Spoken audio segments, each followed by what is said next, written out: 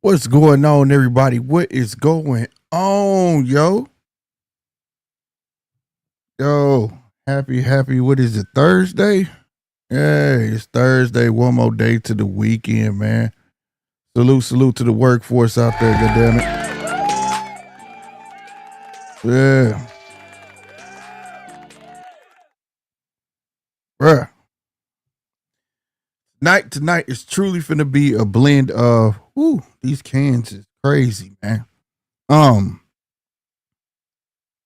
definitely gonna be a blend of GMT, that grown man talk, and the judge's table, bro. Just one of them nights where it just goes together. You know what I mean? Ooh, these cans is hot, man. Salute to everybody. Like I said, remember I said they had broke. I fixed them, but woo, I think this is how they was supposed to be before. What's going on, DJ? I see you. Everybody, as y'all come through, man. Please hit that like button, bro. Hit the like button as you come in. And if you're new over this way and you like what you're hearing, hit that subscribe button. I hope my audio is okay for everyone, because I seem extremely loud to myself, but I guess I'm good. Bit of news. I guess we'll get through the formalities of it all. Where's my phone? I'm gonna clear some stuff up in the boxing world real quick. What in the world? Yeah. Clear some stuff up in the boxing world real quick. And salute to my people on X, man. Salute to y'all too as well. And my rewatch gang. Yeah, I don't know. These. I gotta get used to these cans, bro. My headphones, they throwing me off. But yeah, nonetheless. What? I'm sorry. I just got a text. Let me put this back. Boom. There we go. Nonetheless, it was a bit of confusion by Claressa Shields and her drug testing. Now, this is still confusing to me, so that's why I feel like it was worthy, because it's kind of serving a point. All right. So it's not necessarily just about her. I'm sorry, I can't do it. Hold on, y'all. this is throwing me. Yeah, fuck these.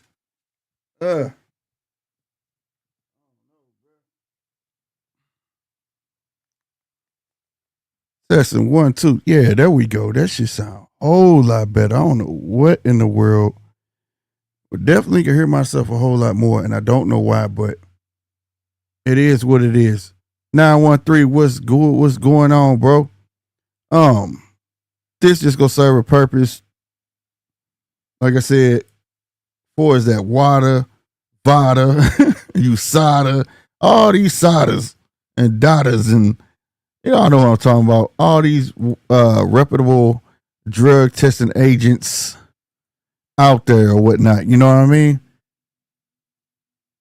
Bro, I think, damn, this shit loud. Why is my stuff this loud, bro? Like, it's loud. Oh, it's throwing me off. My God. But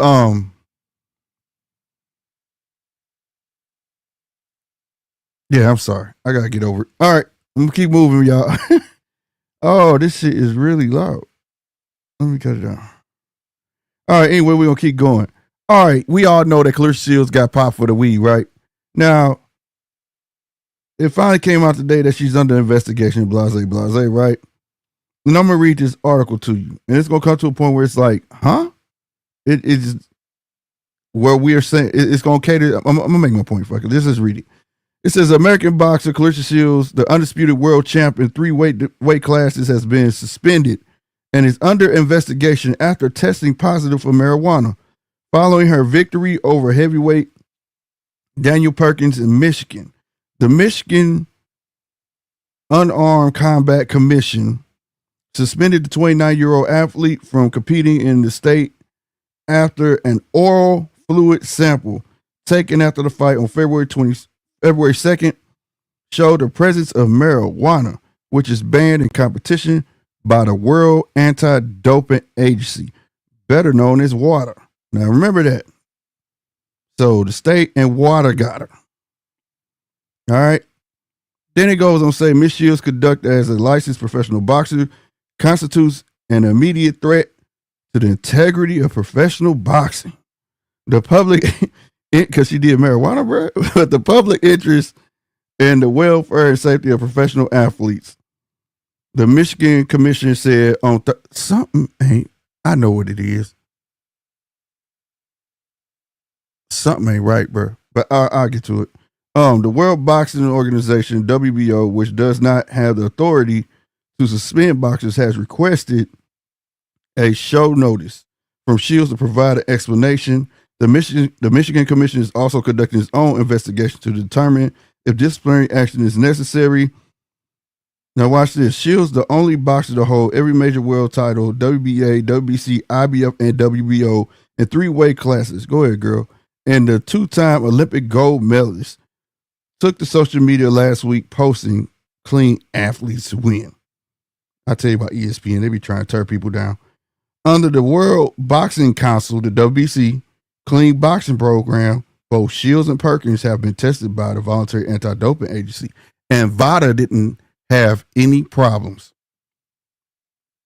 Now, like I said, this is not necessarily about. Now that shit on. Oh no, bro, fuck it. This isn't necessarily about Claressa Shields. It is, you know, a problem, I guess. But my thing is, how come one doping agency could pick up one thing and the next one don't? See, this is the thing. When people out here talking about these boxers need to, oh, he didn't sign up for VADA. Oh, he was snack. He don't get caught and all this shit. USADA and the British Boxing Control and all these motherfuckers, bro. They just clearly stated VADA didn't find shit. They cool with it. Michigan on the if. Should we take action? The WBO like shit. I don't care. Just let us know what's up. And WADA the one that got the problem with it. So my point is, when they be on here talking about this doping shit, bro, and y'all want to know how they getting away with whatever X, Y, and Z, it ain't the boxers. They giving freelance to these motherfuckers. If you just have a list of 5 motherfuckers from WCWO, Michigan, the state of Michigan, motherfucking who else? WADA and VADA, and they're not none of them on the same page. How can you expect to have a clean sport? This was my point beforehand. You see what I'm saying? This was my point beforehand. That when y'all talking about VADA, man, ain't neither one of these motherfuckers better than the other. So why can't one boxer choose one and the other one choose another one? They all on the same fucking accord. It's all about making that fucking money. There's no goddamn way. And especially if Michigan is supposed to, conduct a drug test, that should have been the first overall. Right? They should have been the first. Hey, this bride been smoking weed, man. She can't be doing this. Suspended. That ain't how it went. It took WADA to open their mouth, and Michigan said, oh, damn, you caught that, bro? Shit. I guess we got a suspender, dog. Michigan don't want to suspend her. She bringing revenue to that city. You know what I'm saying? Like I said, man, I just wanted to put that out there, man, because it was like the perfect example. I had a whole panel of people was arguing about it. It ain't shit to argue about. When it comes to these damn drug testing motherfuckers, different states, different rules, but just right there proves that the WCWO, one just want a reason as of why she did it. Like it make a real fucking difference. And then on top of that, you know what I'm saying? The other ones is nothing. Hey, bro, is the fight still going down on March 1st? Get at me. Yeah, it's still going down. But no, everything though, like, so I stop feeding to that shit. Oh, you see on BoxRec, you didn't listen at the top that he part of VADA. Man, that don't matter. That shit don't matter for nobody, bro. I'm just being honest. That shit don't matter for nobody. 913 says suspend her or shut the fuck up. Facts. She suspended in Michigan. But my thing is they try to create a bigger issue. Like, you know what I'm saying? Like, god damn, bro. She too good to be true. 3-time undisputed, 2-time gold medals. It's time to tear her down. That's what ESPN do to you. They just last week she was on there talking about clean athletes. Man, shut that bullshit up. Everybody know weed is everywhere, bro. You know what I'm saying? Everybody out here smoking weed. These motherfuckers got pain illnesses. These motherfuckers got arthritis, hips hurting, knuckles bothering them. Man, them niggas smoking weed, bro. That shit is not helping nobody in the ring. But if it's the rule, it's the rule. But my point is, everybody not following the rules. It ain't just the fucking boxes, bro. None of these motherfuckers. It just said VADA tested them. Tested them. Well, what? WADA found out after the fact. But the thing is, what, she was smoking weed while she was punching that other girl? How the fuck VADA didn't catch it? How Michigan didn't catch it? Because they didn't want to catch it. You did? That's all I'm saying, bro. So when all these fans is out here, Slick, you tripping. You just trying to find something. Blah, blah, blah, blah, blah, blah, blah. Nah, bro. Straight up, kiss my ass, because these motherfuckers manipulating the system themselves, bro. You know what I'm saying? Real talk. They manipulating the system themselves. They want to keep getting paid, too. They not going to bust everybody. They bust everybody. Ain't going to be no money to pay these motherfuckers. They going to see fit how they want to in conjunction with whatever state they with. If you're a breadwinner of the state, if that makes sense to you, that's just how I see it. You know what I mean? Real talk. That's just how I see it, bro. DJ, what rules Slick today's or yesterday? Hey, I had a cop tell me that. Hey, you know the rules change every week, bro. I had a cop tell me that one time. Yeah, you might be right, bro, but you know that might have got changed last week, bro. So I'm just saying, bro. So at the end of the day, don't fall for that bullshit. Make arguments about that dumb shit.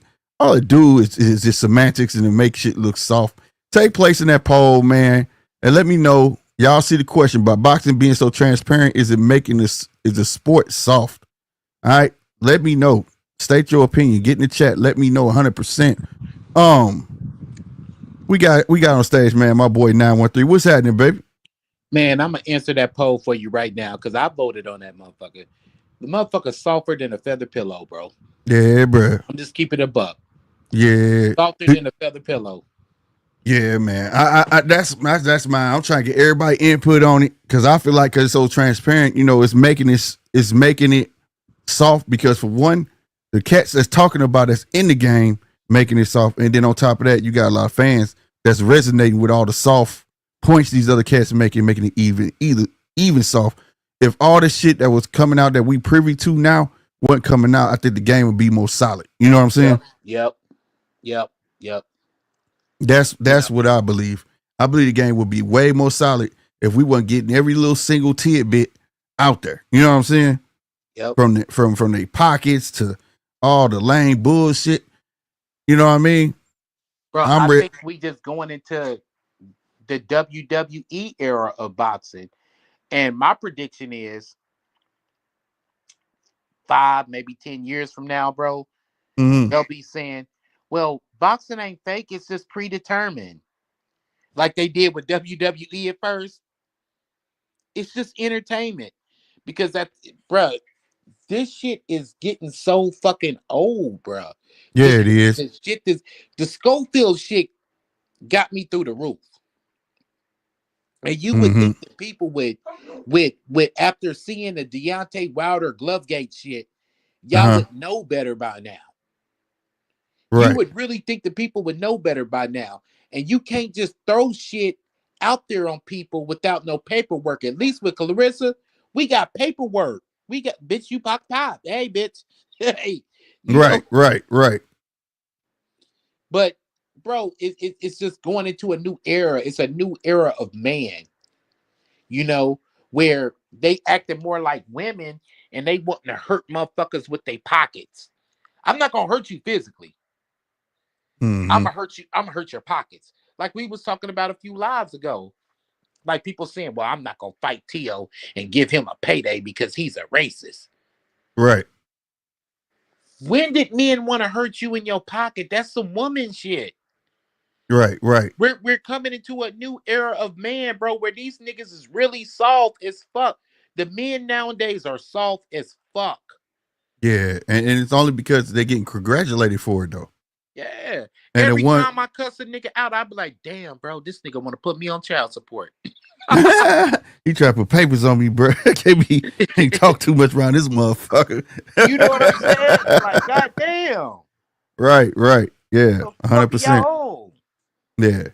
Yeah, that shit just weird, bro. It's weird, 100%. And like I said, man, and then on top of that, the ones that are trying to keep it solid, they get looked at like the bitch nigga. You know what I'm saying? And I don't like that shit, bro. You know what I'm saying? That shit weird as shit. And they try to make conspiracy around that cat. You know what I'm saying? You know, if a motherfucker like goddamn me, Schofield come out with all of that shit, and then I'll be damn, you shitting on Shakur. Something wrong with you, bro. Yep. Shakur didn't have to fight that man in the first place. That's the shit that got me right now. Can I give you an example, bro? Yeah, go ahead. Back in the 60s, right? Ali wanted to fight Liston. This nigga rented a whole tour bus, got on what the fuck is in one of the megaphones or whatever the fuck, Right, and right, stood outside Liston's house and was like, right. "You fight me, you fight me." Liston was so irritated with that he gave Ali the fight. Yeah, even when he was at the gambling table, he pulled the fake strap out. Yeah, and we was like, "Damn, that kid really want to fight them." That's what the Yeah. audience was like. He wanted to fight him. Yep, yep. He went for it Nowadays, all. they be like, that's clout chasing.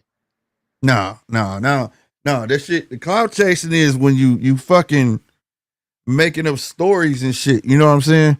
Yeah. Nowadays, they would be like, You "Oh, broke he in my clout house. chasing." I'm saying for the fighter that would show up on your press conference and this, that, and the third. Oh And yeah, be like, yeah, "Yeah, I yeah, want to." Oh, yeah. he just fight. He just Like want how to they did Boo Boo. Like how they did Boo Boo Andre. Yeah, you want to payday. We got a whole saying off of that payday, payday. Hey, But then that's you know what? To even double down on that, what's that? everybody's a bitch nowadays. Right. So guess what? What if a motherfucker do call your bluff, Schofield? You gonna try to back up out of the fight? Cause I'm still not sold on none of that shit. I never was sold on that, I'm bro. not sold on all that, bro. Like, it don't none of it add up, and it's just soft work, man. Like I said, I don't think you wanted it. And then for people to shit on Shakur, like he had something to do it, like you gotta be fucking crazy, bro. You know You gotta what, be fucking bro? crazy, man. Like, why would I?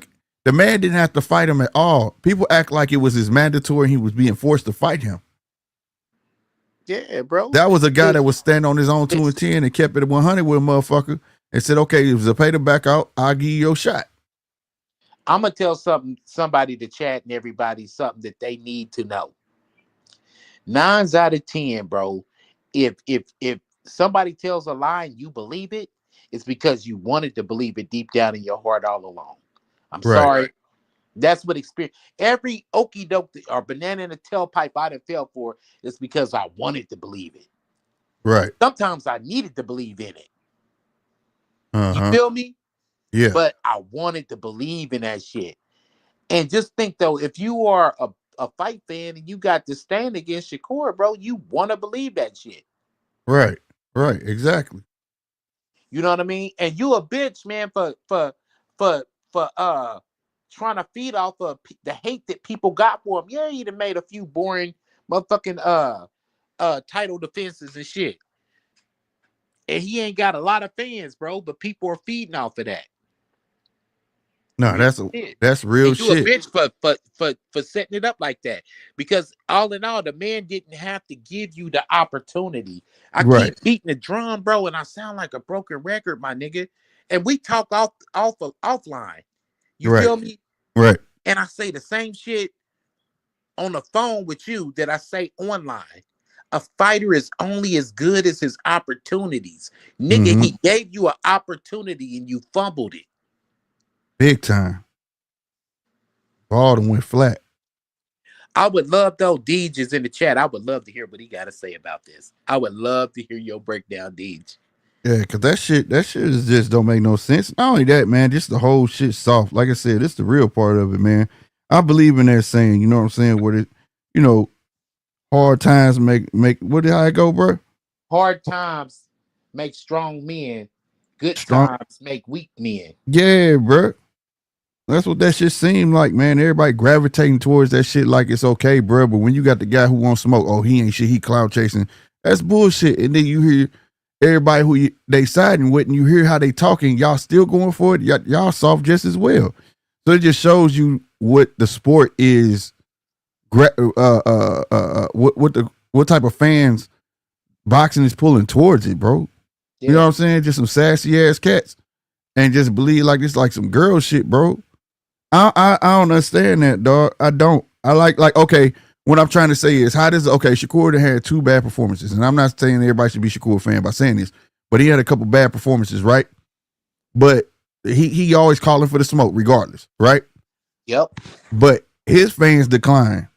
But the person that you see and knowing is soft, knowing he cloud chasing, knowing all of these things is getting all the attention.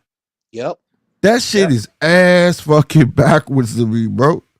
Yep. That's what I'm not understanding. Why is it like that today? Hold on, let me come back. Somebody at my door because this dog is barking like crazy. I hear him. Go ahead. So I'm not understanding, like, is this truly the soft guy era, bro? And for the record, I'm against that bullshit, the soft guy era. You know what I'm saying? I ain't never heard no man have to give himself no label. Since when a man guy call himself the soft, I'm in my soft guy era, like a woman calling herself a bad bitch. What the fuck? If you got to say all of that to make a woman respect you, bro, you not no man, bro. You not no man. Man, you said this, man, and I'm back. But you said this like a few days ago. Nigga, we got to bring back shame. These motherfuckers should be ashamed of themselves. They should be ashamed of themselves. Hey, you said that, bro. That's kind of stuck with me a few days ago. Yeah, bro. Bring shame back, bro. Like, because at the end of the day, like Schofield father, he should be ashamed of himself, bro. Yeah. Because let's say that is real, right? And he was sick and all of that stuff, which we did see him in the hospital stuff. But he made it seem like, no, it's not. With all the antics you done pulled, some shit like women do, bro. He did this. He did that. You done put extras and, like you said, additives and preservatives on every fucking thing to the point where we don't know which way is up with your ass. And then on top of that, as a man, and it's a question for everybody in the chat. All right. Yes or no? No explanations or none of that shit. If your kid is in the hospital, are you giving a fuck about what anybody think, let alone trying to prove to the world and putting it on social media? Thank you. So right there, you open it up. You open the can of worms for people to say you was faking or not. I wouldn't have gave a damn. Mother with no health insurance. God gonna take care of my baby. You act like a bitch, bro. Like, I would love to have him here just to ask him that. Like, why did you do that, bro? Yeah. Like, that's your personal business, bro. That has nothing to do with no fans. They was gonna say you wasn't gonna fight anyways. There was no reason to put that shit out like that. Like, no, bro. No, man. And to say, like, somebody poisoned, you went down all of this shit, man, that's all I hope for. You know what I'm saying? Question, Slick. What? How much goofy shit has to happen with a person till you say, all right, bro, he a fuck nigga? Yeah, like, man. The fact that you took old girl and you dragged her by her hair and beat her ass, we got that shit on film. The fact that you got caught lying numerous of times about sparring and then pull it out of this fight. When do we say, okay, bro, it's official, you a fuck nigga? Yeah, that's what I was just gonna get to now. I hope when it's all said and done, and if he was sick, you know what I'm saying? Hey, salute to you, young man, get your ass better. But I hope you sit down and have a long talk with yourself, bro. On, hey, I gotta tell my dad to fall the fuck back. Because all that shit made now people coming after you because you allowing it to happen. And not only that, the whole time we seen you on a carpet, it's looking like it ain't adding up. And I hate to say it like this, but shit, you got lucky somebody else got sick there. You get what I'm saying? Yep. And then on top of that, we see how healthy you look. But then not only that, neither one of y'all was on the same page at that damn place. And Riyadh, y'all wasn't. One saying we just trolling, the other one trying to swear about the shit. And the crazy thing is, this is the kicker, bro. The son speaks more eloquently than the father does. He don't need him. Don't need him. If his dad a good businessman, cool. Keep him behind the scenes. He just don't need to talk. The kid can hold his own. Bro, hip hop fans, We don't give a bro. We ain't heard little or nothing from Slim. Hmm. But he did all them deals at Cash Money Records, didn't he? Right. We've heard little or nothing throughout the years from Slim. Yeah. And barely see him. Barely see him. But you know who the brains is. You hear Who the what I'm talking about? brainchild is. Yeah. That's a fact. What's up, Deej? Slick 9. What's up, brother? Where do you want me to start? Anywhere you want. All right. Well, let's talk about your poll. Let's talk about using your words, transparency. See, for me personally, transparency is directly related to facts, right? Because if I tell you that I signed a contract for $1.5 million and I didn't, that's not transparency. That's just fucking bullshit and lies. So my challenge is that when you use the word transparency in boxing, are you actually now, is there media sources that are giving you all the bullshit that's happening in the background that television, social media, radios, and all those sorts of things didn't give you once upon a time? Because that's not transparency. I'd rather not see that shit, right? I don't want to see people go back and forth on Instagram. I don't want to see that shit. Go back and forth at a fucking press conference, right? Or a weigh-in. Right. Don't fucking make Twitter your baseball bat, because it's not. It's a rose petal. It's not a baseball bat. So look, I think in part, and I've said this before, I don't know what the fuck promoters are actually getting paid for anymore. Once upon a time, they used to put there's a little bit of it now. You would have months out, and throughout the year, promoters would continue to promote their stars and their stables. That's not happening anymore. So how does Teofimo Lopez try to remain relevant? He's got to go to social media, right? Because Bob's not doing anything for him. Right. So, right. And that's not a go at Teo. It's just as an example. It's just the harsh reality, bro. Yeah, I get you. It is. And to your point, Nine, and we went back and forth a little bit there when we were talking about this a couple of weeks ago. I don't disagree with you getting in the ring and having your way with someone if they've racially vilified you. That's not what I'm talking. What I'm saying is that if they're actually not interested in fighting you, the person, for what you bring to the table, and they only want the bag, right? If they're only in it for the bag, right? My point is you snatch that away from them.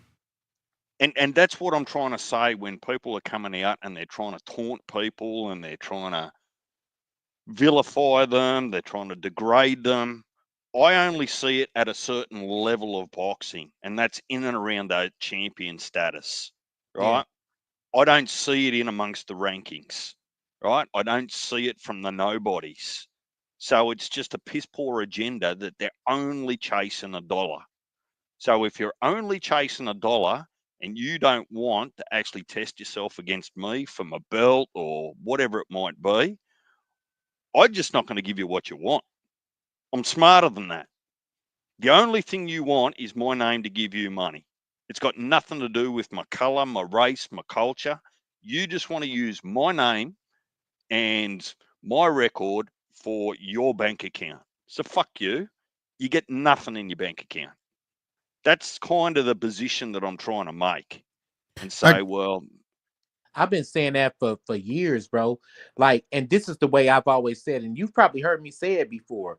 It's a difference between somebody eating with you and eating off you. You know what I'm saying? Yeah. And that's what they're trying to do is eat off the next man. They're not trying to eat with them. They're trying to eat off them. So all I'm saying is that, look, every man should learn to stand their ground, whether it's about family, whether it's about race, whether it's about integrity, principle. Stand your fucking ground. But if you're just getting baited into a bullshit fucking debate and conversation for the sake of someone eating off you, be Yep. smart of that. Just stop, disconnect your emotions for a minute, and just be smart enough to go, I know what you're up to. Get fucked. I'm smarter than you. You're not getting a cent from me. So that's that part. Now, it's easy for us in some respects to say for a Devin Haney and a Bill Haney, or a Schofield Senior and a Schofield Junior, disconnecting your father or your family from that group is just not as easy as kicking your lawyer out because you lost a case Oh, I and know. getting a new lawyer. So, you know, from the outside looking in and saying, look, maybe they're not the best influence on you. It becomes very complicated, I would imagine, in some family circles, to just say, Dad, nah, you sit on the sideline, I'll look after you, but I need someone else to manage me or coach me. Yeah, that's why I say he needs to take a step back, have a seat, and have a conversation with himself. It ain't gonna never be easy. It ain't gotta be sports. It just be anything. It's situations where, like, you know, shit, you got, like, my grandma. I'd be like, Grandma, let me handle this shit. I got it. But my grandma always want to do shit for me. You know what I'm saying?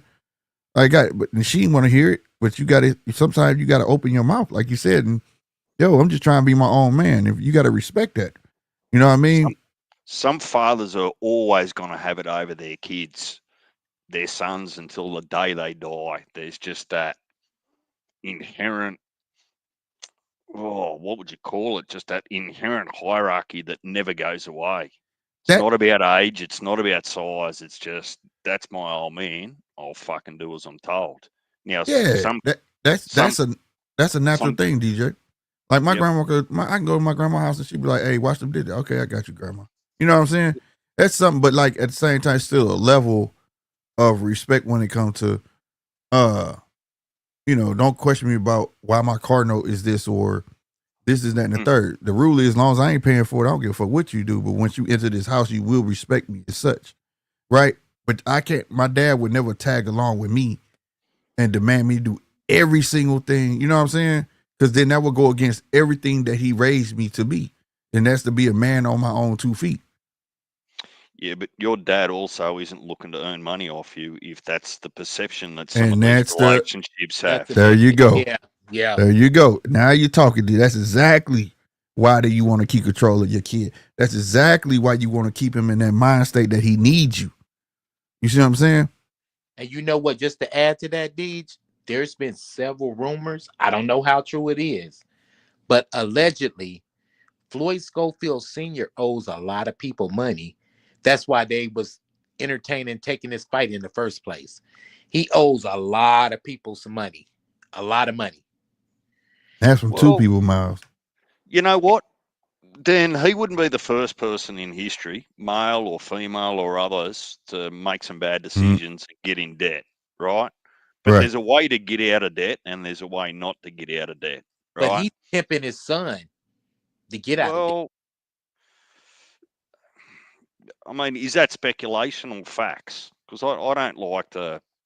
Well, it's out of 2 people, Miles, and they're pretty solid, but it's allegedly because, like I say, it's not fact. Like, don't nobody ain't in his books or whatever. But, bro, if that's the case, like I say, the kid gotta, you know what I'm saying? This ain't me like downing the kid. It's just that, given what I saw this weekend, the kid can hold his own, bro.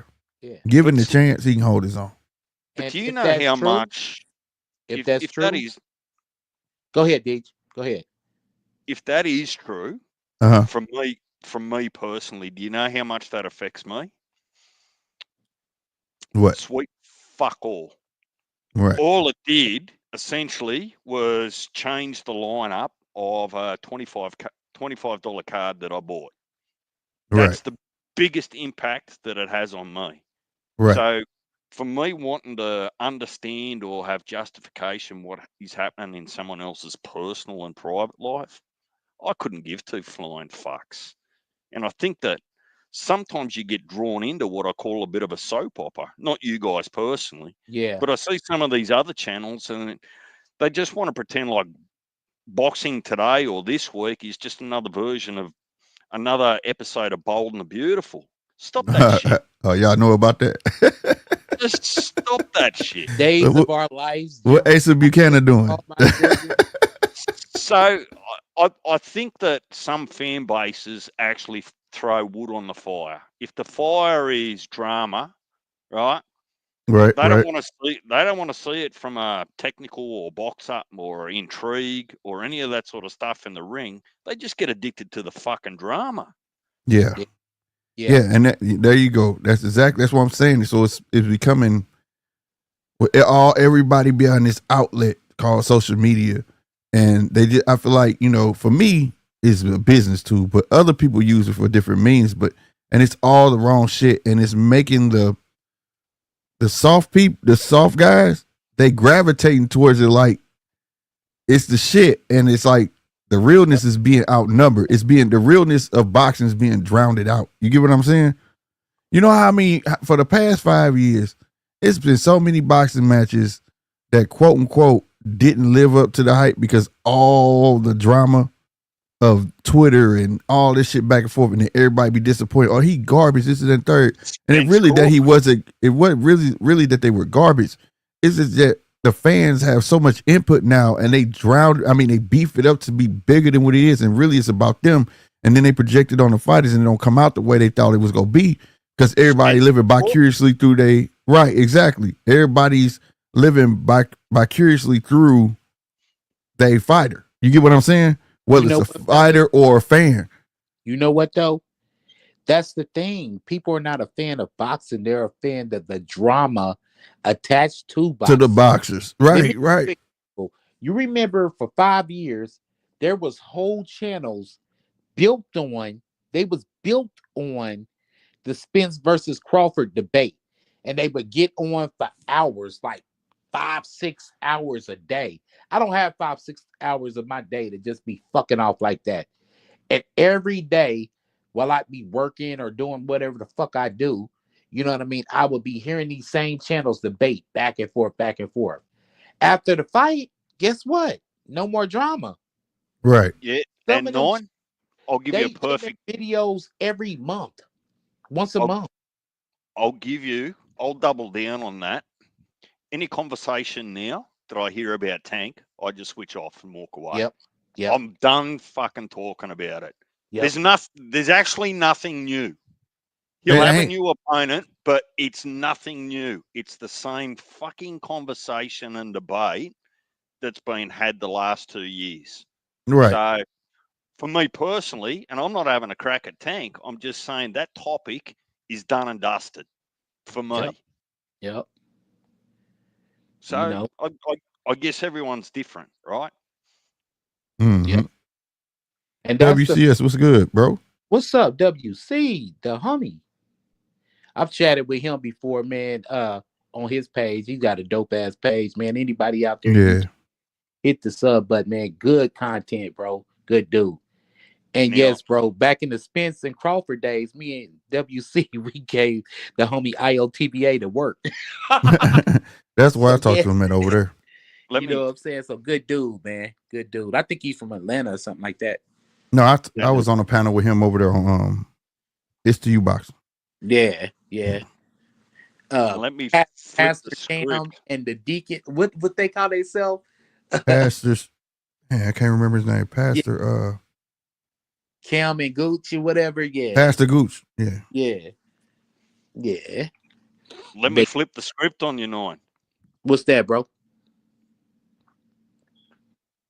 What's up, What if Dubois was actually looking for a way out of the fight and he's just leveraged being sick because of Floyd? I can just use that as well to get out of the fight. Both being genuinely sick. Yeah. Now, if Floyd's in hospital and he's definitely sick, I'm not going to hate on him, right? But if Dubois was looking for a way to back out and he was going to make weight and he wasn't going to pop dirty or any of those sorts of things, tell me that's not the most convenient timing in the history of timing to go. Oh, yeah. You know what? I got fucking sick too. Now, mind you, there's 10 other people on that card. So 2 out of 8 people got sick. Yeah.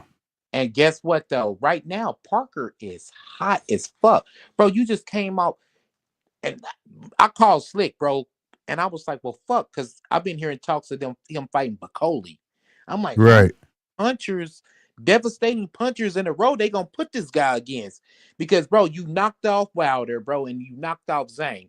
To me, in my humble opinion, those are two of the biggest punchers in all of the heavyweight division right now, Zhang and Wilder. And I'm Right. just like, How damn. how big is the reality check if Dubois had got beaten by Parker after strutting around with his chest out, calling out Usyk after he pummeled AJ, right? Which was AJ's fault, not Dubois' doing, Mhm. in my opinion. Strutting around, 8 foot tall, 6 foot wide, I am the man, steps into his first title defense and gets beat by Parker. How humbling would that be for the man? Yeah. Because, it's not a guarantee that he could beat Parker. I was kind of like a 50-50. To me, that's a 50-50. Yeah, that was a 50-50 fight. And, you've heard this spiel before, but if you think about it originally, right after the Klitschko era, you had 3 champions. You had Wilder, Parker, and Joshua. So people are acting like Parker's a slouch. No, Parker's one of the greats of this era. And he's showing it. Bro, he's more accomplished than the American Andy Ruiz. Yeah. Yeah. Think about that. If you really had to judge, okay, Usyk is number 1. Fury is 2B. Joshua's 2A. Parker's got to be up under that. Yeah, facts. Facts. And he dug himself out the ultimate hole. Yeah. The gauntlet he going through, bro. Yeah. Well, he's the prime example for everyone that worries about their L. Right? Right. Just look at Parker. Right? If your whole world is only about protecting your L, well, you're actually not seeing what's going on in the rest of the landscape of boxing. Joseph Parker is exactly one of those. Mm-hmm. See, bro, you can come up, man, and explain, bro. Because I like to hear your insight on stuff too, bro. You can come on, bro. Welcome. You've lit me up on yours, bro. Come on up, bro. Speaking about letting people up, I convinced Punch to let a couple of newcomers up the other day. That fucking ended badly. I texted him after and I said, fuck, Punch, my bad. Trust your gut. Don't trust me from now on. Hey, I got off right before that. Yeah. For the guy Slick called me, he was like, bro. That shit was fucked up. Slick called me. Yeah, it threw me off. I said, man, just end the live, bro, and delete it. Fuck it. We done. I was like, that shit messed me up, bro. I said, what the hell? Yeah, bro. It was like some porno shit or something like that. Yeah, it was all bad. Man, these weirdos, bro. Yeah, some people need to take a visit to a psychologist or a psychiatrist. Like, that shit's not normal. Yeah, bro. That shit was just weird. What do you get out of that? But WCS says Saudi lining these fighters up. You either is or you ain't the best. You going to work for that guaranteed money. Facts, WCS. That's the beauty of it, bro. Like, people got to appreciate a card like this. Like, I was looking at Padley, goddamn me. I don't know. I'm wondering, is he going to give us a shot? You know, I think he may try to put up some type of fight, bro. This guy used to fighting once a year. 15, no, he only been fighting 15 years. So he's used to fighting once a year. And his last couple of fights were all last minute bouts. So this isn't something like he's not used to. He's used to this. In this day and age, man, fighters don't go through the gauntlet like they did back in the day. And like, to get on this level of major stage, you know what I mean? We knew, because they was very, very much so proven. You know what I mean? These guys had 20-something fights before they even fought for a title. They had to go through the gauntlet. Right. And now these guys is getting title shots. Man, respect to Keyshawn, bro, but nigga got like 12 fights or something like that. All right. You feel what I'm saying? So this way, I kind of like it, because it's kind of weeding out the boys from the men. We know, okay, a lot of guys ain't supposed to be here And when they match with the good fights, because you got money waved in your face, then you know, okay, bam. Yeah, shit ain't gonna. Yeah, you gonna get up Yeah. out of here. Yeah. And it's sort of speeding up the line again. Like, go on, get this shit up, put this shit back in order. Yeah. You know what I mean? You know, some of these cats might end up just being quick cash grabs, and the other ones not. You know what I'm saying? Mm-hmm. Real talk, real spit. Yep. Coming to the stage, man. None other that guy. WCS, what's up, boy? What's up, bro? What I'm supposed to call you, man? 50? SLK? What Slick. you go by, man? It's Slick 50. Slick Yep. 50. Yeah. All right. What's going on, Slick, and everybody else on the panel, man? What's up, bro? There I you saw go. y'all was up here talking about some good topics, you know, especially the nesting bed over there in Saudi, man. It's a lot going on. Hell yeah. Yeah. It's a lot of necessary going on. And I like that. The main thing I like they doing, like, is bringing the topic up. Like, now people scream about fights need to be here in America, and it's waking motherfuckers up. Like, boxing been everywhere, bro.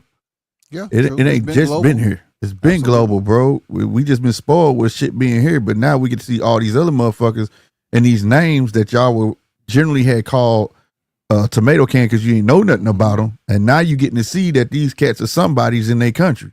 And you get to see some of these cats was actually dodged by your favorite fighter. And now you can see, okay, yeah, I see why. You get what I'm saying? So, like, you know, that's my main thing. And it's applying pressure on America. Yep. We losing over there like it ain't shit. We've been losing, I don't we've been think losing for America- decades, though. Right. But you get what I'm saying? I'm talking about to the public eye. Yeah, we getting shot down over there. I Yeah. don't think no American that fought on Riyadh season against anybody else from another country has got to win. If you think about it, you had the little kid Ford lost to He Ball. lost to Nick Ball. You had That was a quick turnaround, Big though. Baby. He Yeah. lost to Dubois. Wilder Mm. lost to Parker and fucking Jane. Jane. Yeah. Zane. Mhm. No American has had a win if they've been matched against somebody else that's not in America. Yeah. Yeah. No, hang on. There was an American on the undercard. I think maybe he was part of Bud's stable. He won on Bud's undercard. Who was that? Who was that? You talking about It's on the tip of my tongue, but he definitely American. are you talking about one of Davis brothers, Keon or Calvin? No. No, This they ain't was been on the Riyadh card. Oh, they haven't been on it. Okay. Uh-huh.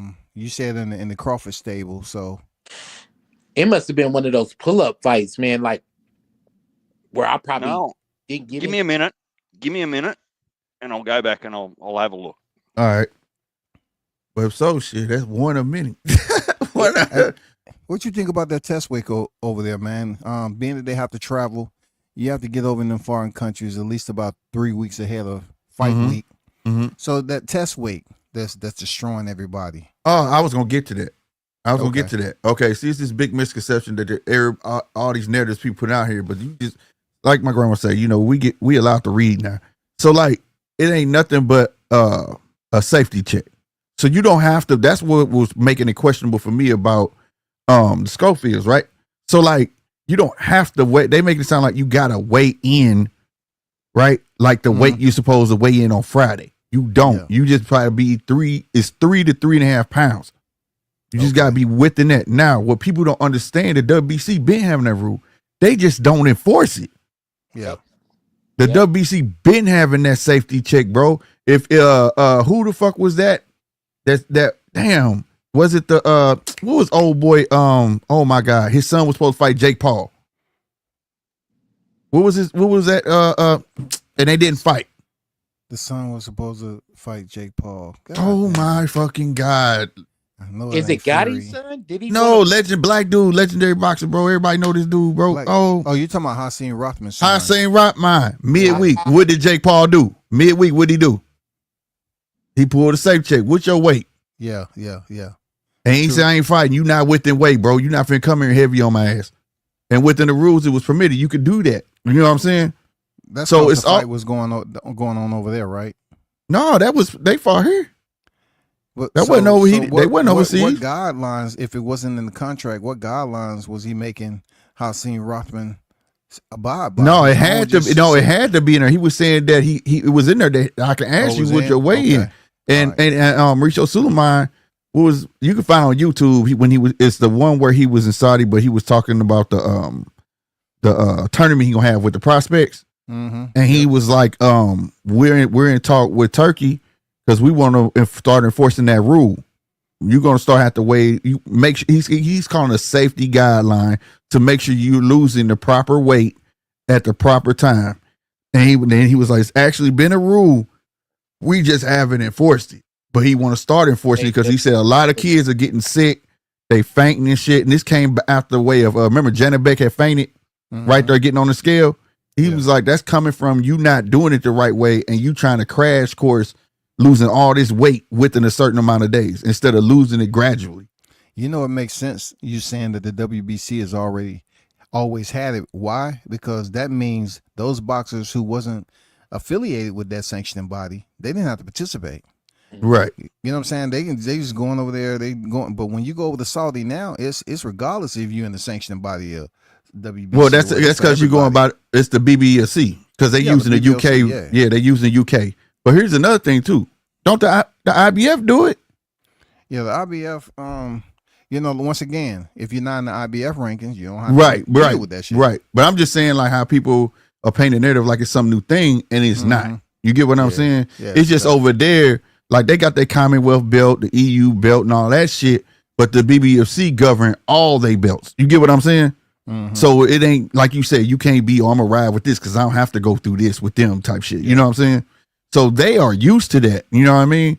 But that's still on the promoter to tell his fighter, bruh, you need to get your ass over here, bro, because and you need to be on weight because this is taking place. You know what I mean? I think that is what's hurting Boots. That IBF clause that they have, I think that's hurting him as a fighter when he gets tired doing his fights. I really do, man. I think, you know, he beat Stanthionis and he don't have to go by the IBF restriction rule, the rehydration. I think he'll be a little bit better fighter, man. I think he's a big for welterweight. Yeah. But he have to follow through that IBF restriction that's hindering him with his cardio and everything. Yeah, but he need to take his ass up. See, Exactly. that's what I Like think they pushing to. They choose- push for That's what they pushing to, right? They trying to get everybody where they need to be, bro. everybody. Like think about it. Not to cut you off now, I apologize. Josh Padley just took the place of Schofield, right? Yeah. He came in ready. You know how he came in ready? The man said, I work during the day, I'm in the gym tonight. I stay ready. You understand what I'm saying? If you can stay disciplined and stay within that weight, I don't consider you a weight bully at that point. If you discipline and I see the weight like Tank, we all know Tank blew us up all the way to 160. We've heard it on a mic. You know what I'm saying? But now that he stayed disciplined, you'll never see him that big or this, that, and the third. But his body still has to allow him to do so. So if your body allow you to stay that small without hurting yourself, like you're not a weight bully. It's these cats that be trying to do that shit last minute, and that's how they be blowing right the fuck back up too. You see what I'm saying? Such as a Ryan, a Rowley, and people like that. These guys get in the ring look like you fighting a whole goddamn me, then they're light heavyweight. You know what I'm saying? So I think that's for me, I think that's dope. That way we don't get no fake weigh-ins, damn it. Like PBC give us ceremonial weigh-ins. No, this shit gotta be for real now. You gotta be serious. Because I'm tired Yeah, of for hearing sure. excuses. Oh man, you weight trained him. Man, everybody fight at the weight they supposed to be, and we won't have that problem. Yeah. For sure. Yeah. We won't even be having a conversation, man. Everybody where they supposed to be. We can just leave that out the conversation, man. Yeah, because Only- now, It's only 'Cause- been happening since they've stopped doing same day weigh-ins. yeah, None but of this shit would happen. But see, Yep. that's what the WBC is for. The WBC did that, right? They took it away. Everybody else fell in line with it. They took the 15 rounds away. Everybody fell in line with it. But the thing is, the minute they did that, that's when they should start forcing that weight check rule. And they didn't. Yep. That's where WBC dropped the fucking ball. Because the WBC is, they make rules on the fucking fly, bro. They be trying to get that money. They be raising levels and all that. Yeah, they do their own thing. Today's rules or yesterday's, Slick? Right, exactly. That's their motto. That's their motto. Today's rules, or you talking about yesterday's rule, fam? Because that's exactly how Mauricio rolled. But Turkey ain't trying to play that. Turkey, like, we gotta get some guidelines. But You I know, don't think it's coincidence, bro, that they having weight checks over there and subjecting these fighters from the U.S. to more so thinking about the check, right? The guarantee money. yeah. But now they have to make it to the check. You Yep. have to be miserable a bit more with the weight check. You know, you say you got to be Mhm. 3 pounds. You got to be a bit more miserable. Make that weight check, and then knock the rest of it off and get ready for the weigh-in. I'm pretty sure Turkey them had that in the planning process when they decided to do Riyadh season. Yeah, I'm talking it's about been there. when they was opening it up. Yeah, it's been there. I'm just saying when they had all these fight cards, the fight cards haven't been there now.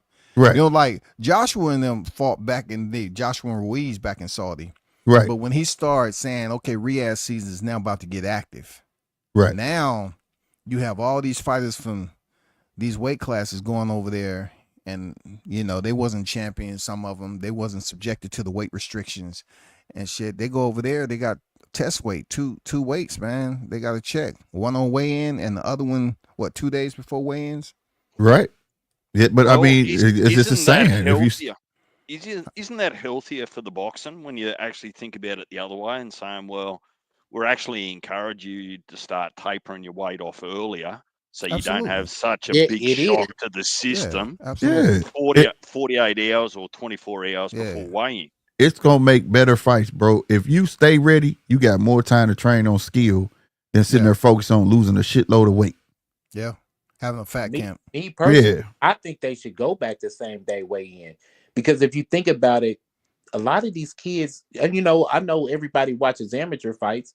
They weigh in at like, bro, like if you go to like the ringside or some shit like that, them kids weigh in at 7 o'clock in the morning and In the morning. Right. Right. like doing this shit every Right. day, Yeah. every day. So I So- mean, You know what I mean? I think it's healthy than a motherfucker. Think about like the Frank Martin Tank fight. Think about some of the Devin Haney fights, how they just came and got on the scale a complete fucking skeleton, bro. That's mhm. not healthy. Yeah, that's not healthy, bro.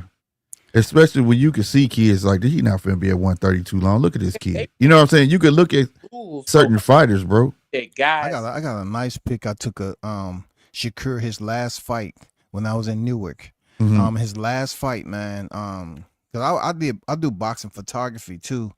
Oh, And, okay. I got Shakur Stevenson when he was trying his best to make that weight before fighting Hobson Conceição. And bro, when I tell you he looked bad, he was drained. That is one of the best pictures I ever took. Like it's Shakur with a hoodie on, and he don't even look like himself, bro. Yeah. That's how he was looking today. That's when he dropped the belts on the scale. I Yeah. was like, damn. He actually Yeah. tried to lose it though. Him and Jay Prince and all them was out there trying to lose that shit. He still He said, came "Fuck in it." 1.5. Yeah, he said fuck it. He bro. said, fuck it. He said, I'm not finna take too much more time. He said, fuck these damn bills. I'm not Yeah, he fucking said, my I health ain't, up. I ain't gonna take a loss, trying to lose this shit. Right. And I respect it. Fuck it. I'm not finna do that to myself, bro. And he kept saying they wanted me to do it, but fuck that. I'm not doing it. You know what I mean? It ain't worth it, bro. It ain't worth it, especially, because when I first saw Shakur first got on the scene, man, you could look at a kid frame and be like, this dude gonna fill out so quick. And then everybody was saying about Kid Austin. Everybody over there said, damn, dog, are you anywhere near weight? You know what I'm saying? And then I guess he because weighed in 138. right, days out. he did. But see, Yeah. during the interviews, people kept asking him, if you was that big at 138, bro, that means you didn't have shit else to give, bro. Yeah. Think about it. All that had to be all muscle. My last show, I said he was going to have to pull some fat from creases. Like he ain't had nothing else to give. Yeah, he was But you know dried what? the fuck up, boy. He was And- dried up. You know one thing that was said with Kid Austin that kind of like made me like, what? When they asked him, hey, so how do you like it over here in Saudi? The first thing this kid said was, hey, the food is good. I love the food here. He did. He might I be eating some said, PB&J's at the crib. You never know, man. He did. But the Yeah, thing Eating was, bologna and cheese. they knew where they was at. And 3 pounds, that shit hard. The last shit is hard to lose. Hell yeah, with all that muscle on you. Yeah, Shit. he do that. He shouldn't be eating nothing. See, that's when you need a nutritionist, because you need to just switch up your protein intake. You're gonna burn a little bit of muscle, but you're gonna keep it. But you can't just be in there lifting all that muscle and doing that strength and conditioning, and you just ripped and shit. But then you dry the fuck out because you depleting water, and you get over there and you don't have no more water in your system. You dry the fuck out. Right. And some That- guys do this water. They're like they'll drink like 3 gallons of water and then try to sweat that and then let everything else come out with it. You Yep. know what I'm saying? Man? Wrap up in blankets and shit. I know that. Yeah, they do them salt baths too. Mhm. They drink Yep. that water and they get in the salt bath and try to, get that shit up out their system. Mm-hmm. I want to ask y'all this dealing with Saudi, man. I want to get y'all educated opinion. Okay, with the fighters going over to Saudi getting this guarantee money, Uh-huh. you know what I haven't seen yet is Turki Al-Sheikh signing these fighters to multi-fight contracts. What y'all think about that? Like, let's just say, for instance, Shakur goes over there and fight whoever, right? He gets paid $3 million. So he wants him to come back for a second fight. It seems like Turki isn't signing these fighters up for multiple fight deals on the contract. He just paying them one fight at a time. So I'm saying if Shakur goes over there and fight Patty, he gets $3 million. The next time he goes over there, is he getting an increase or it's all about negotiations? Well, here go What's the the thing. deal? Imagine you being a promoter yourself and you deal music, right? And I have the venue, but I'm calling you and saying, yo, I heard you got connections to get Jeezy. And you say, yeah. All right, look, I'm going to pay you X, Y, and Z, but you make sure you get me Jeezy. And you say, yeah. Then you figure how much Jeezy want, you pay him out of that. Yeah. That's how Turkey work. That's why Turkey, Turkey not a promoter. Turkey can't sign nothing. That's why he got the promoters. He go tell the promoter, hey, I'll pay you and I'm going to pay him, but this is what I'm willing to give you. You get what I'm saying? Yeah. And then boom, that's how he end up doing it. You know what I mean? Now, when you dealing with somebody who ain't tied up to, like, for instance, Patty, right? Patty not signed to nobody, bro. So he gonna get that whole 900,000. He gotta pay his corner and whoever he brought with him train, but that's all he is. You see what I'm saying? Yeah. So that's how it's been going. So once Shakur signed with the Zone, and Eddie, his money come from Eddie. Turk pay Eddie pay Shakur. Yeah, because the managers are going to get their cut for sure. Right. You know what I'm saying? Like, more so, Turkey isn't a promoter. I got it. But goddamn it, where is the promoter? It's Eddie. He got them bowing down. So, like, the money's Eddie so is steep. over all Riyadh season. No, everybody is. Oh, he's to put it this way. Oscar and Bob, they all Right. They're all working in conjunction, but he's over Riyadh season. He's over Riyadh. Okay. No. Turkey's over Riyadh. Riyadh is like, his thing. He's the ambassador of entertainment, right? He act like he the matchmaker though. That's the beauty of it. Okay, remember how everybody used to talk about PBC and they got angel investors, and shit. Yeah. Right. Well, look at him as the angel investor instead of just take my money and do what you want, I want to have some say so. You're not finna screw my money over and just give me anything. I want to see real fights, but I'm willing to pay what I weigh. You get what I'm saying? I want to see Usyk Fury right now. Yeah, and he giving them a shitload of money like that damn 5 versus 5 shit. Nobody would have done that shit. Put your best fighters up against these fighters and make my team look bad. But you know how he got that shit off? The fucking promoter got a bonus of, what was it, $5 million? Gave him a check. Go back and look at it. He gave him the check right in the ring. That's good money. So he made that happen. You know what I'm saying? So that's how he doing it. Shit happen because I believe over here in the US, man, we never would have been able to put on these tournaments. We never would have been able to. We did the Super 6 back in the day in World Boxing Series, but we wouldn't have been able to do the 5v5, and then you now have the Grand Prix tournament coming up. That's gonna be all in Saudi with 41 countries and shit. It's gonna be crazy, man. And you know what though, fellas? Don't forget though, Turkey did give Canelo a 4-fight deal. This is the first deal he gave out. That's what I'm saying. I'm not disputing that. Yeah, for sure. But I haven't heard of any collective fighters attached to that. Is going over there. Well, yeah, getting you heard that Canelo multi-fight deal like 2 or 3. You heard the number he attached to that deal, right? $100 million a fight. Yeah. But you know what, who fellas? else could demand that but Canelo Alvarez? Honestly. What you saying? You saying Canelo getting 100 for the 4-fight deal he got? He getting 100 per fight? I don't know if exactly that's but a close. lot of money. Like, research it, bro. I'm just saying that's a lot of money for him to be fighting Skull I know for that's a lot $100 of million. money, and bro, I know But that's that's a lot Skull, of money. though. But Canelo played his hand right. You know what I mean? And But he he's broke been the in a fucking big bank. deal before. The 365 million 11 fight Exactly. deal Right. back in the But he day. never. Right. But that was for like how many fights was that for? 11. That was for a lot of fights, wasn't it? That $300 Yeah. million deal. See, Yeah. so But if I he guess he either probably brought that to the table, and then he probably brought the money he could generate with Jake Paul and Netflix to the table, and that's what made Turkey break the bank. I'm gonna be real with you though.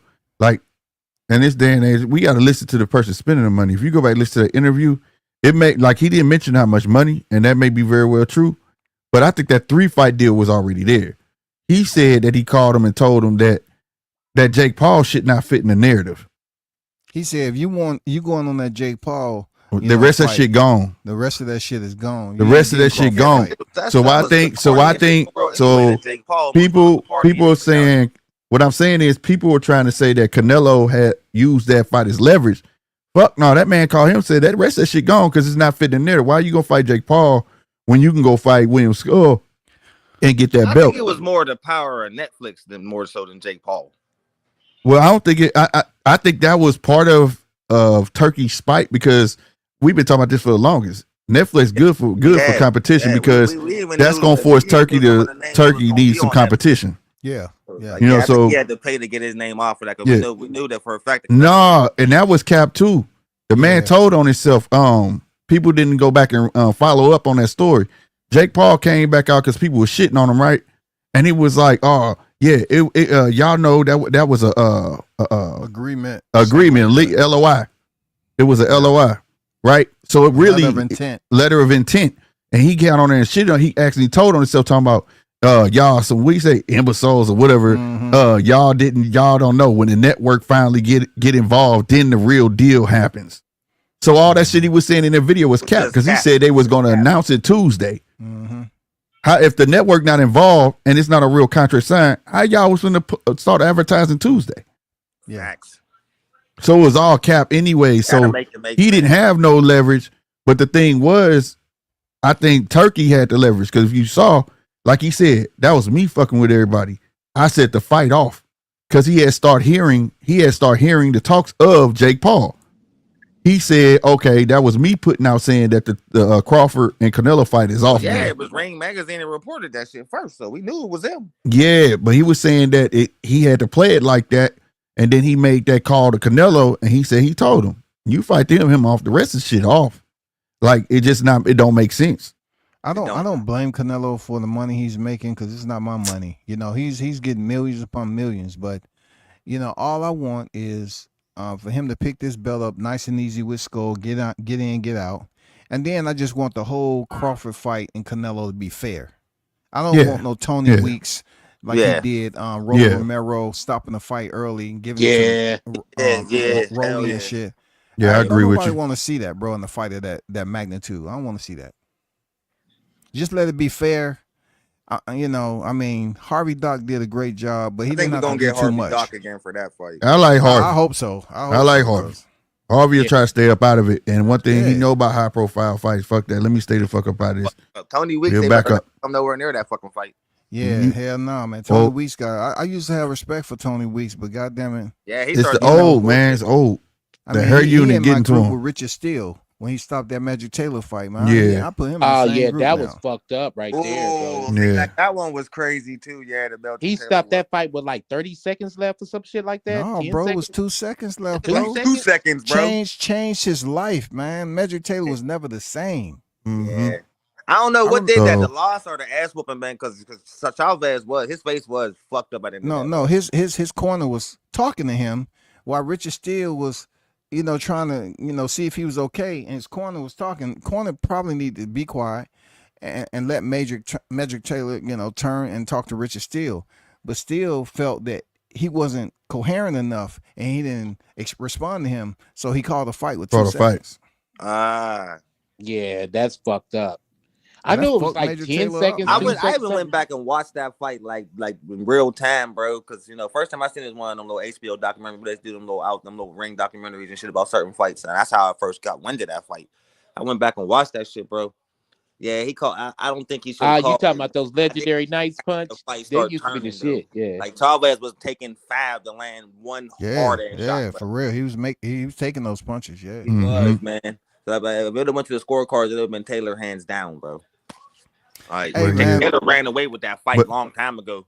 But like, have you seen Patty resume, bro? It will make you rethink everything we don't know over here on the U.S. boxing footprint. You know how we criticize fighters for, taking 2 losses, 3 losses. Look on Patty's freaking resume. that's an American thing, though. On his early fights, bro. You got dudes that before they're 30 years old. They have 60, 70, 80 fights, bro. They do. In the professional ranks, and they're bums. They and do, they're all bro. over there in Nicaragua, UK. We never hear about these cats, but Patty knows what they are because they on his record. Yeah. But you go through that record, man. I think I went through it. I look beyond that shit. Like, he used to fighting once a year. He started fighting. Yeah. 15 years ago. You fighting cats that got triple digit losses. Yeah. And but shit. in his last 5 or 6 I was looking at, they was last minute fights. Yeah, last minute, yeah. His last minute bouts. I mean, I'm happy the man getting a paycheck. He an electrician and doing his thing, cool. But Shakur, I don't think it would be healthy for Shakur to let this fight go on too long. No, he can't. And that's the beauty of it. Because the way I look beyond it. I agree with what you're saying. But when you got a guy that's used to fighting once a year and he used to fighting last minute bouts, you can't say like he didn't have time to train. You can't say that, you know what I'm saying? Yeah. The man say, I'm an electrician by day, I go to gym at night. I stay ready. I ain't tripping. You saw how he came over there. What do you say, 7 in the morning, took a nap, 10 o'clock, weighed in with no fucking problem. He stayed fucking ready. So you got a guy that's always ready to go in there, put his balls to the wall. You get what I'm saying? Fashion road warrior, man. Yeah, he don't give a fuck. That's from really my type of fighter. Because when he beat McKinley, there was probably McKinley to be the next big thing over there. Yeah, bro. He's from the cloth of the old school guys, like a Buck Smith from out of Oklahoma, or Bomac, Brian. Right. All us guys, we used to take fights on 2 or 3 weeks' notice. Yeah, my blood work good. Like fucking, we fight. You know what I mean? So what you saying? He should be tougher than what we expected. Yeah, go watch the McKinley fight. He took that last notice. He took that last notice. Yeah, he's a pretty tough But fighter. McKinley is not a Shakur Stevenson, though, man. No, not by any means. My point is, they brung him in to get beat up, to prop up McKinley, and he went in there to win. Most kids are here like, shit, you'll make X, Y, and Z last notice. Fuck it, I'm going to get this fucking bread. He said, fuck this motherfucker y'all talking about. I'm finna go and try to whoop his ass. And the point is, he not gonna go in there to lay down. You get what I'm saying? Okay, that's what's up, man. So that's what I'm liking about it. At least I know it's a guy not coming there just to fucking lay down. You know what I mean? If he getting his ass knocked out, cool. If not careful, bro, this could be a rocky. Yeah, he's one of these opponents where you can't come out. See what the bed odds is on this fight. One type shit. If you're not careful, see what the so you need to be on your shit. Don't play with your food. Get in there and get out. Get in there, get out. Don't play with him. Yeah, it's not like Bam 6 rounds, bro. Don't like it's not like how Bam be fighting all the old fighters and he getting off on them and shit like that, right? And they've been on super long layoffs and all that shit. This dude just used to fighting like this, nigga, because how he got to work like shit. I gotta go to work. Catch me when you can catch me, shit. And for that man to just fuck yeah, how much? Man, get on a plane. Nigga, I take a quick nap and get on this. I know I'm good. For a guy to just trying to stay ready and praying on a day like this. Man, shit. You better hope they didn't tell him, hey, you gotta get past such round to get that 900 minutes. Yeah. He really gonna be trying to go hard. You know what I'm saying? So Shakur minus 5,000. Goddamn. Yeah. So he better not let that man. And it's just gonna look bad, bro. They gonna be telling you let the electrician. Hold on, nigga. Minus 5,000. Nigga, you can't lose. Shakur is minus 5,000 and Patty's at plus 1,400. Oh yeah, bro, my God! Well, that's some good money, boy. 50 on him. I might put a little money on. Right, that's what I'm saying. Just for the fuck of it, bro. Money on Patty. What is it on the decision for Patty? Let me see. Plus 14, huh? What's the par base like if he make it 12 rounds? Shit. That motherfucker might take my money. I hear it. If it go the distance, it's plus 165. Yeah. Plus 165. Go to a decision. But if Patty wins, that's pretty good. That's pretty good money. That's pretty good. That's pretty good money though. Look, Yeah, sometimes you got to do some throwaway money, bro. Them odds that good, bro. Yeah, bro. Just gonna take a chance on you it, just bro. gotta throw And away let me and put take a cool chance. 50 or a Yeah, cool that's one of 100 them. on this Just shit. throw a quick 100 on him real quick just to see. You never know type shit. Yeah, bro. I'll be butthurt because I really like Shakur, man, that he lost, but fuck it, Oh, man. sick. I'll be That's why I be richer, though. scared to do shit like that. He 'cause I got don't he want get to he fix a it, nigga. it was one thing about Schofield. He don't get this kid up out of. He go 12 with this kid. That's so bad. Yeah, Yeah. they got some nice numbers. I don't know if y'all bet on rounds, the over under. But Mhm. man, so let's just do a guesstimate. How long you think the fight gonna last? Man, Shakur should get his ass out of within 3. Okay, so right Six. now, under 3 rounds is plus 550. Damn. Under 3 rounds is plus 550. Now that's some good ass money right there. You ain't lying. Damn, that's I'm some good thinking money. 6, bro, because of the hand injury, and he not really a big puncher. Yeah, Well, and a bit of six. layoff. 6, you sitting at plus 165. Still See? get 100 out of it. Yeah. Damn. Under 5 is plus 230. Yeah, I put some money on this shit. I'm putting some money on this one. I like the odds. They nice. The plus, you're making money all the way up to the 7.5, 7.5 round. Yeah. For 8 on to the end of the fight, you in minus 15, 135, minus 170, shit like that. I know you punch. Shit. Thanks, you punch. Oh yeah. I be Ooh. I can hear Hey. the wheels turning from over here, bro. Hey, bro, I'm sitting there like, shit. Look. I already know. I'm thinking like, oh, well, Hey, yeah, I'm bro. about to on this, and this. Already, I'm already over But here. Shakur definitely got to make a statement out of this cat. That's all the world want to see. They don't care if it's Patty. If he put this boy down, that's all the people want to see. Yeah, I'll if go watch he it don't, or it's just- career they want suicide type shit. Engage, man. Long as the core come out and engage in this fight, he'll be good. Yeah, he can't. He can't fight off. We can't pity pat. Can't play around. None of that. Niggas gonna roast him in online. You gotta- Right. AWCS, it said your mic disconnected or something like that. I don't even see him on the screen no more. Yeah, he at the bottom of mine though. That's why I'm reading it. It say, All right, fellas, I keep flip flopping on this fight, man. Like Madrimov, There you go. bro. As we get closer, Ugh. I keep flip flopping, bro. bruh, I'm going straight for Madrimov, 3 bro. days ago when we talked about you going with Madrimov?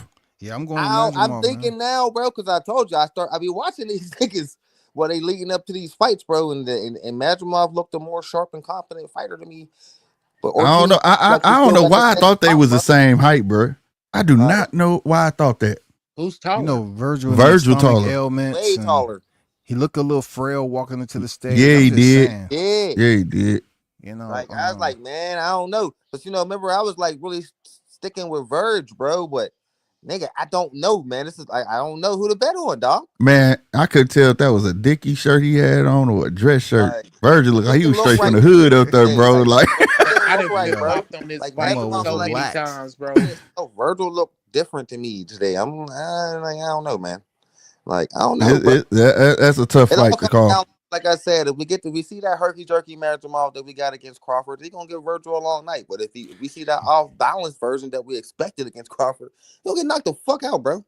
Like, Hey, I WC, Yeah. you said you got Madrimov winning. Yeah. Maybe you can help me make my mind up because this is tough tight one. as giraffe pussy, bro. Right, real quick. You know what I'm saying? But You think why do Ortiz you and think- Madrimov is giraffe pussy? Why is that? no, I'm saying this is just bro. This is a tight one because I don't know if So giraffe Madrimov- pussy is tight. I Virgil ain't never comes known that. I'm out about hot. to check on the zoo this weekend. Shit. This nigga stupid. but nah, man, Dang. Virgil come out hot. You know what I'm saying? Yeah. And I don't know if he can withstand that early onslaught. If he get it in the 4 or 5, bro, he got this. But I don't know if he can withstand that early onslaught. How many You feel times what is I'm Virgil's going to touch the canvas before people start holding him accountable for having a suspect chin? Igis Kavalaskis even put him down.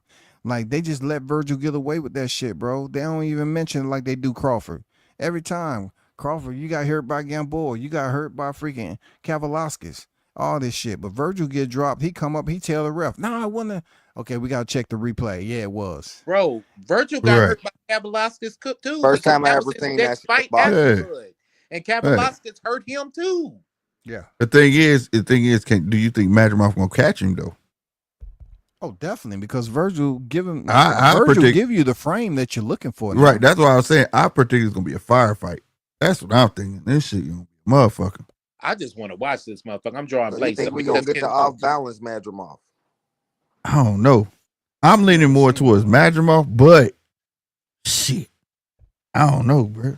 We've seen two different I don't versions of this know, fucking bro. guy, man. I don't know what to See- expect. Everybody's so excited for Madrimov because they want to see if we do the same shit again. Like, It's definitely a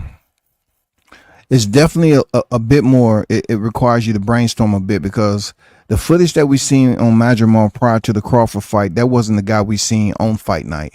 He fought Hell no. totally different. He fought Crawford different.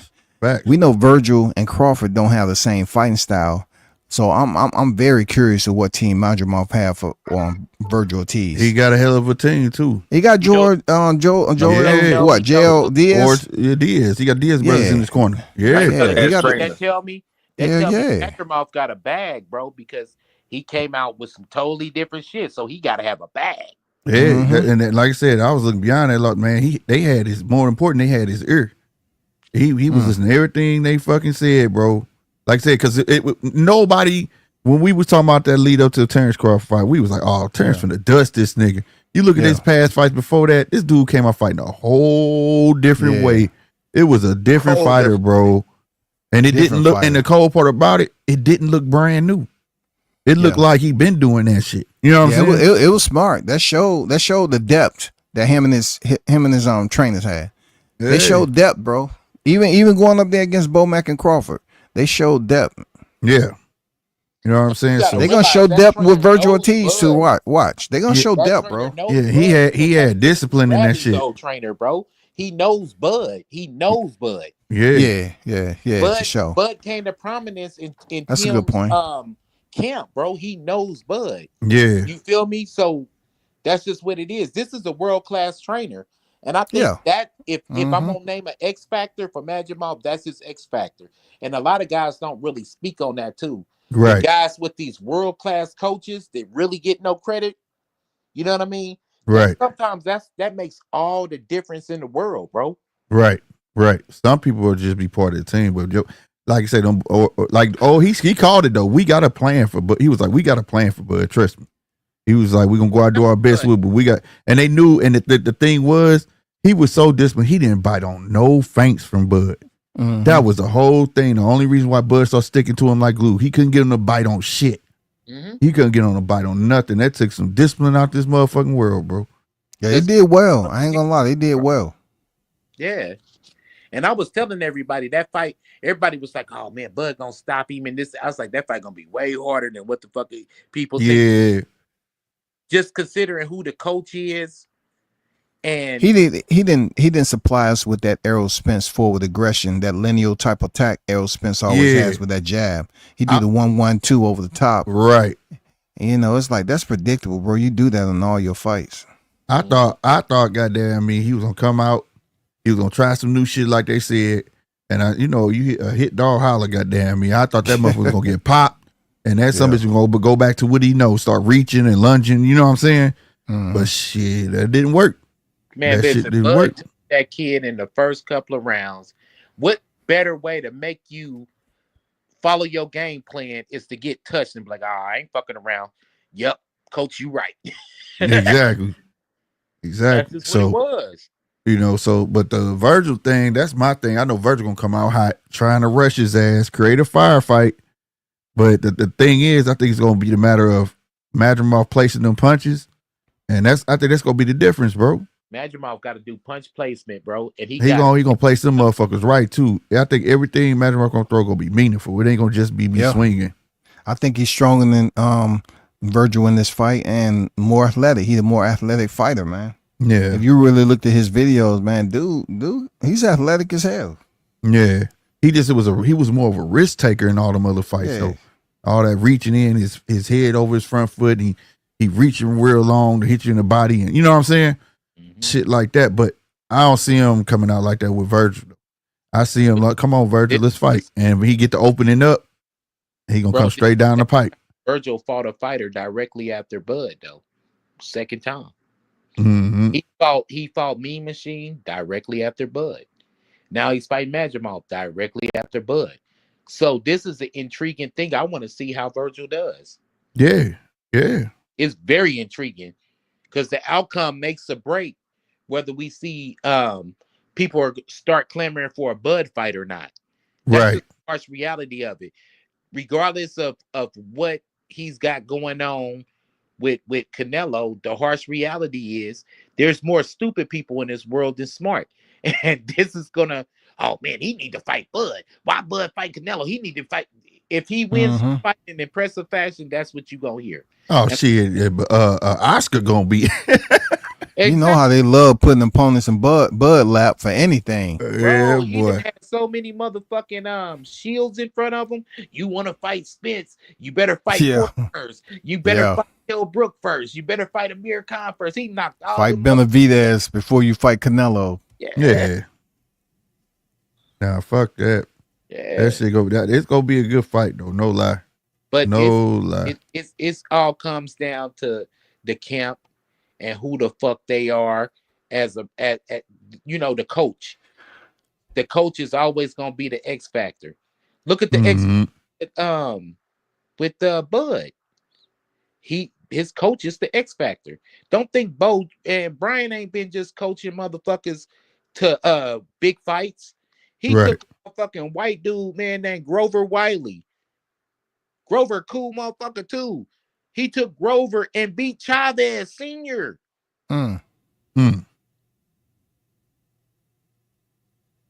He was when they came back home, bro. They was heroes to us, bro. We was like, damn, nigga, you beat Chavez. He was trying, man. Grover, man, they shut Grover out so bad. They what? They shut Grover down so bad, bro. He was trying to get a fight with Chavez Jr. because Chavez Jr. back then was new on the scene. And so he was like, yeah, I beat the dad. I want to get the father. I'm just trying to get some big money fights or whatever, this and the third. They shut Grover down so bad.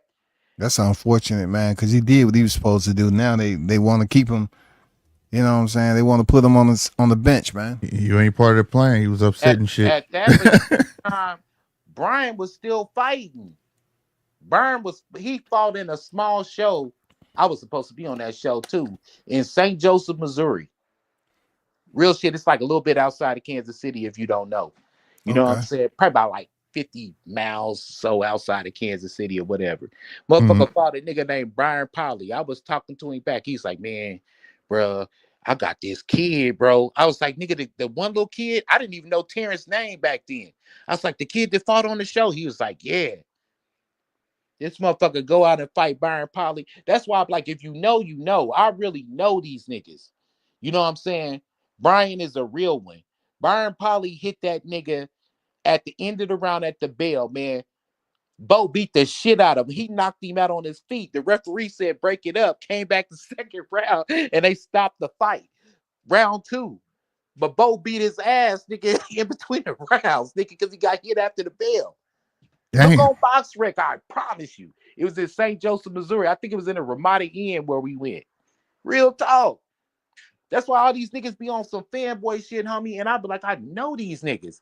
That's why I changed my icon. I be like, man, I don't even want motherfuckers to see my face because I be at shows. But nah, fuck it. I just start putting my face up there. Fuck it. It is what it is. Right. Real shit. But he a real one. He know the game of boxing. That's going to be the X factor. When you got a good coach, a motherfucker that know you. Not no that's what I'm saying. That's the beauty of it. Convey the shit to you, bro. That's the X factor. Who know how to speak to you? Right. That's why I like you. Y'all see, Anthony Joshua left Ben Davison. Everybody leave him. Yep. Ben Davison need to be part of somebody's team. He a good strategist, but he not a good coach. Yep. He can come up with a scheme to beat somebody, but he can't teach you how to turn over punches and all of that shit. People never been good at Davison.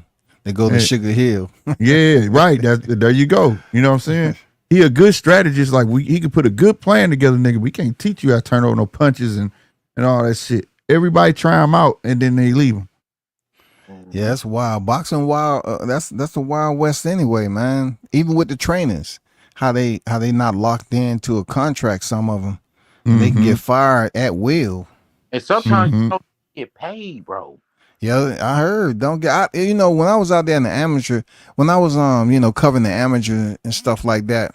I learned a lot about that just through conversation, waiting for kids to fight, talking to their coaches and shit. And then they was telling me, hey, because some of the trainers like what's his name, Michael Stafford, for instance, out of Cincinnati. Yeah, he's one of the first ones to start breaking that shit down about fighters not paying their trainers, man. Yep. Yep. I was like, why would y'all train them then if they ain't paying? Because they got a love for the sport and they got a love for these kids. Yeah. These kids start to become your kids, man. That's true. That's true. Bro, that's why Yeah. I stepped away from fighting, bro, because it'd be so much bullshit. I stepped away from coaching. It's so much bullshit, bro. You wouldn't even, nigga, I could write a book on why I stopped, bro. For real, for real. I'm cool. Yeah, that's wild. That's what they were saying, that was going on with the Spence and Crawford situation, Diddy James and freaking Spence. Yeah, that shit should have been They on had a paper. verbal agreement and stuff like that. Nah, business is business, bro. You gonna have that shit on paper. You know what I'm saying? Yeah, for sure. You got to have it on paper, man. There ain't shit wrong with it. If that's your boy shit, it ain't gonna be nothing. You know what I'm saying? Write that shit on paper. We good. They It's was just a saying legal that shit about formality. Calvin Ford and Tank.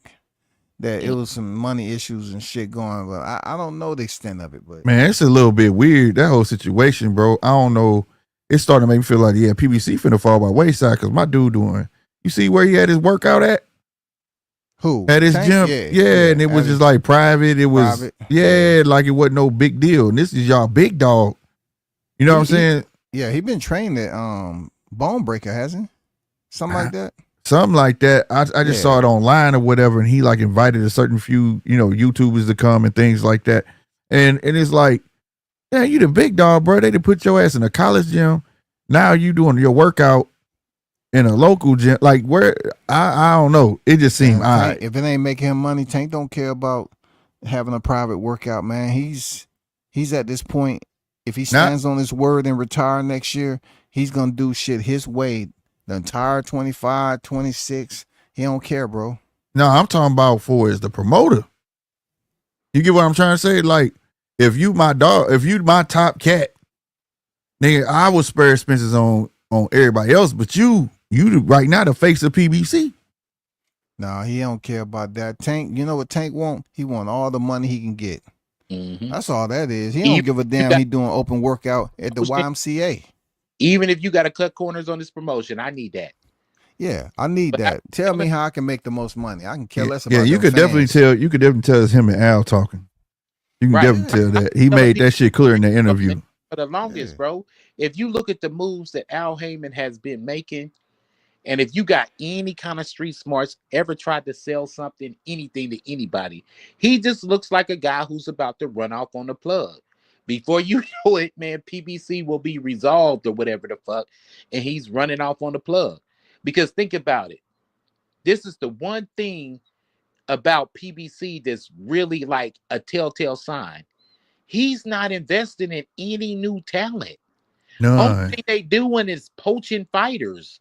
That's all they've ever done. Was their whole roster was poach Golden fighters. Boy. Golden Boy. Braves from Golden Boy.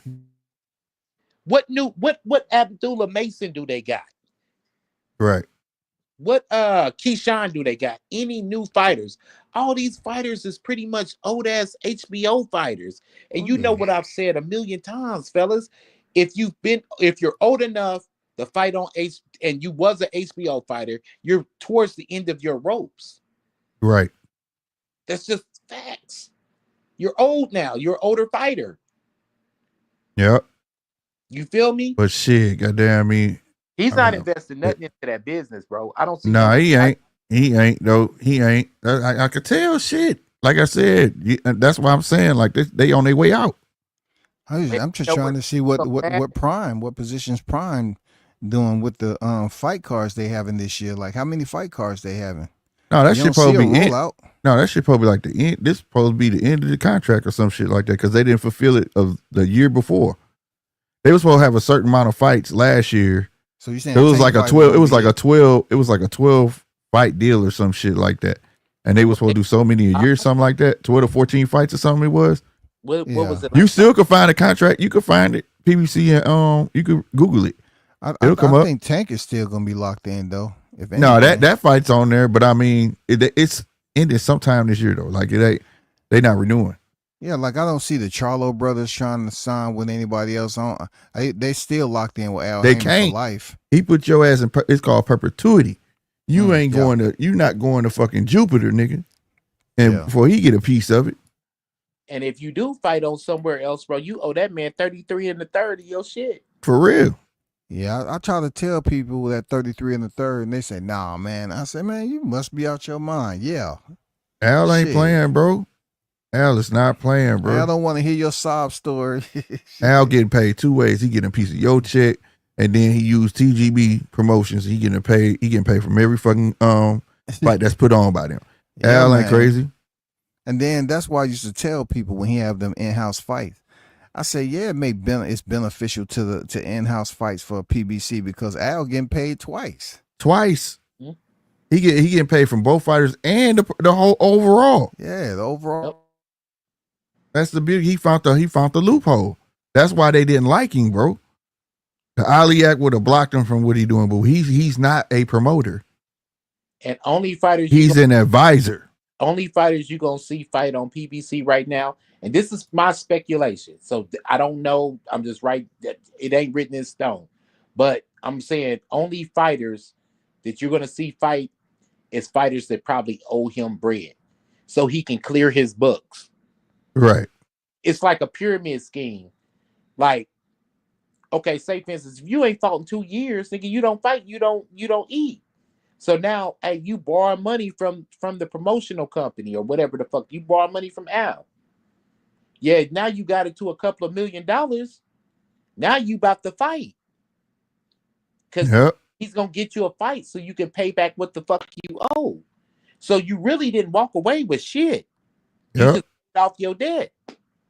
Yep. And that's my whole thing. Shit. He start loaning their asses out. Like he Yeah. did Charles Martin and a couple other motherfuckers. Ruiz and all them. Loan them out. Yeah. Shit. You sitting back, but I be paying attention like when people talking. Motherfucking Turkey did mention Al's name though. He said PBC, so they must be talking in some sorts. You know, whatever. But only time will tell. See guys over there too, working with him too from time to time too. Mm-hmm.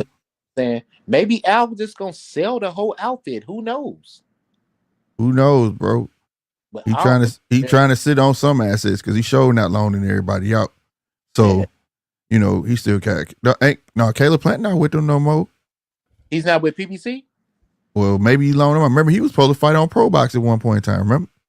I don't know. No, Caleb Plant's still over there. It may be some details that's changed or whatever. Yeah, But yeah, 'cause he's I remember. still locked in over there though. Yeah, because he be training at Pro Box. He was You know supposed to why fight Caleb on Pro locked Box. in over there though, Slick? Why? Because Al Heyman helped him out when he needed help big time about his daughter and shit like that. So it's more like a loyalty thing. Caleb should have been, with somebody else. He could have made that move. For what I understand, Caleb feels that he's, morally, should show loyalty Indebted. to Yeah. Al Morally Heyman obligated. because, what happened to his daughter and everything. Al Heyman helped him out in that situation. What happened to his daughter? Right here, She died. Mm. the baby that he just had. No, that's his second. That's his Oh, second baby. Okay. You know his mama got shot up by the police, right? Right. So, the baby died of something. I forgot what it was, but Okay. I got you. Maybe he was just trying to let him stay active. Cause I remember, he was supposed to fight. He was supposed that fight he had. Who did he fight? McCumbee. That Yeah. fight was supposed to be his own card on Okay. whatchamacallit on Prime. Remember? And then they put it with the other card. okay. They combined it, and then after that fight, he was supposed to fight on fucking Pro Box, and I don't know what happened to that. It was like he's gonna fight on Pro Box. I was really looking forward to a Caleb Plant card. Just Man, I still Jamal got hope, Charlo or Strike something, while bro. the iron was hot on that one, bro. bro. I'm That still was- trying to keep it alive over here, bro. I promise you, that fight gotta happen, and I keep this for just keep reminding motherfuckers that has to be Goddamn, reasons. I mean, if you know the lead up to that, he told him to stop pulling on his beard. Yeah, stop Charlo touching. was over there, kept fucking touching that dude, and I've been around Caleb. You know, fight day in Nashville, Tennessee, his hometown, in the elevator. Mhm. Dude know a lot of motherfuckers though. I ain't gonna Yeah, lie. bro. He, Like I he say, rolled with a bunch of niggas that's ready to fight, and they Mexican motherfuckers. They ain't black. right. But that's why I said, man, shit, that got to be resolved. Yeah, They gotta should, be like- resolved, bro. That was the best self-promoted fight ever. Ever. Oh yeah, It hell happened yeah. on the eve of Spence Crawford, the biggest fight in recent years. Mhm. You feel me? And they did not strike while the iron was hot, which leads me to believe that they about to run off on the plug. They Fights like girls did though, big dog. You remember they girls was goddamn. Yeah, they was fighting squabbling in afterwards. the Yeah, parking they lot. start fighting afterwards. They was squabbling in the parking lot, man, for free. Yep, Yeah. sure was. They didn't strike while the iron was hot on that, bro. And They then didn't. you take that and the fact that they just not investing in no new talent. Bob Mhm. signed the whole fucking Olympic team pretty much. You He know what I sure mean? did. Bob signed all them motherfuckers. He got people he ain't even showed yet. Young I mean, all them motherfuckers heavyweights that we and shit. never seen, dog. Yeah. Bob don't be bullshitting. Here we are tripping off of Abdullah Mason. They may be another motherfucker colder. We don't. Yeah, For real, yeah, bro. Absolutely. For real. Yeah. They got such big hope for Abdullah. I like Abdullah. I like his pops, how he run the ship, how he run the squad. Yeah, They real bro. disciplined, man. You know, they move as a unit. I like that. But Abdullah need to work on his defense, bro. Yeah. He really he need to young. work on his defense. Yeah, he young. He gonna get it together. He need to get He them got rounds and dog get. in him, no doubt. They remind me of the Judah Boys, and he's Zab. You know what I mean? They remind me of the Judah Boys back in the day, how they used to all just be lined up, boom, boom, boom, boom, boom. And Noel had them in check. You know, Mhm. Yeah. just like that. Yeah, he just gotta learn how to be patient. That's his biggest issue. Mm-hmm. But once he get hit and something happen, that mother throw the shit out the window. He just go Right. try to get the get That's back, what I- man. Right. That's what I said. You like, That motherfucker be like, what the fuck? No, bro. Like, but like a part of me admire that, like, cause he not rattled. Like Yeah. it don't get to him. Like, oh shit, I didn't touch the shit. He get back up. Like, come here, bitch. Let me show you something. I Yep. dig that about him, but he gotta get patient. He just can't jump back up and jump into that shit like that. Fuck around, get the right motherfucker to sleep your ass. What do you think got- about Kamel Moten, man? I think that kid is gonna be punch drunk by the time he Man, 29, 30 look, years if old. if they don't start guiding that kid in the right way, man, they trying to make Just a be getting spectacle of him lit too the early. Fuck up, bro. Yeah, to give too many punches. They Damn, trying to make I feel another bad Tank, for man. Kamel. Yeah, man, he be getting lit up. Yeah, but that's how Tank was. Tank was getting lit up. Remember? Damn. He was always losing his fights, bro, until he wasn't. You know what I'm saying? Yeah, He was Because- always losing his fights. one of the Mason brothers, the younger Mason brother, so from what I've been hearing, been whooping Carmel's ass nigga for years Mm. in the amateurs. From That's the way I understand it, yeah. Yeah, so they just trying to make a spectacle of this kid. You know what I'm saying? And Mayweather wants another Tank. style. He has an exciting style. Okay, I get it. But Right. within that style, very minimal head movement, just guns are blazing, bro. Yeah, he Guns just are fighting. blazing. He just Yep. fighting. There Yeah, ain't no just technique fighting, to it. man. Young Spence, bro. Yep. He just fighting. He don't got no technique, no none of that shit. And That like I mother's gonna said, be slurred speech by 27 years old, bro, Mm-hmm. bro, and don't understand they trying to use him for a cash grab. Yep. Yeah. That's all they looking at him as. He got to get with somebody gonna teach him technique. Somebody gonna give him some longevity. Because where talking he at about- ain't it. They talking about they was talking about trying to talk up a fight between Kamel Moten and freaking Abdullah Mason. Come Nah. on. Bro. Come on. Nah, bro. You can't even nah, his little brother. nah. Yeah, right. You No, know what I'm they saying? don't need to talk that up. Carmelo They don't get, need I to think talk Carmelo that at get all. used. Carmelo get used big time in that fight. He don't need that. That's why you never seen like a guy like Boots in the Olympics, because Gary Antoine Russell been whooping his ass for years. Right. Yeah, Antoine was Right. giving the business. I think he beat him, what, 4 times? Yeah, 4 or something 5 like times. that. Yep. I really hope he comes through in this Rayo fight, though. I really want. Yeah, he got Antoine. to, He's a bruh. good dude, man. That's a woke ass motherfucker, man. I like them Russell brothers, man. Antoine the best though, cause that nigga smart. I just hope he go in there and fight a great fight, have the best fight of his career, and beat El Rayo and send El Rayo up to 47 or something. Yeah, he got to, though. You He come just off a victim of on a inactivity. fight for a belt, and now you got another opportunity for him. Man, Oh you hell yeah! you gotta make the best of this shit. This shit just don't Yeah. happen like that. You know what I'm saying? Especially to the Russell brothers now. Yeah. Shit. Yeah, bro, that inactivity killing them niggas though, Hey, bro. that was Floyd. Floyd had Yeah. them motherfuckers, man, just cause G Russell, the older brother, told Floyd he was a bitch, man. Fuck him back in the day. And Floyd kept that nigga on the bench. I mean, Mhm. cause you know, him and Al Heyman tight. Floyd and Al Heyman tight. So Oh Yeah. yeah. Oh yeah. Yeah, Floyd made that clear.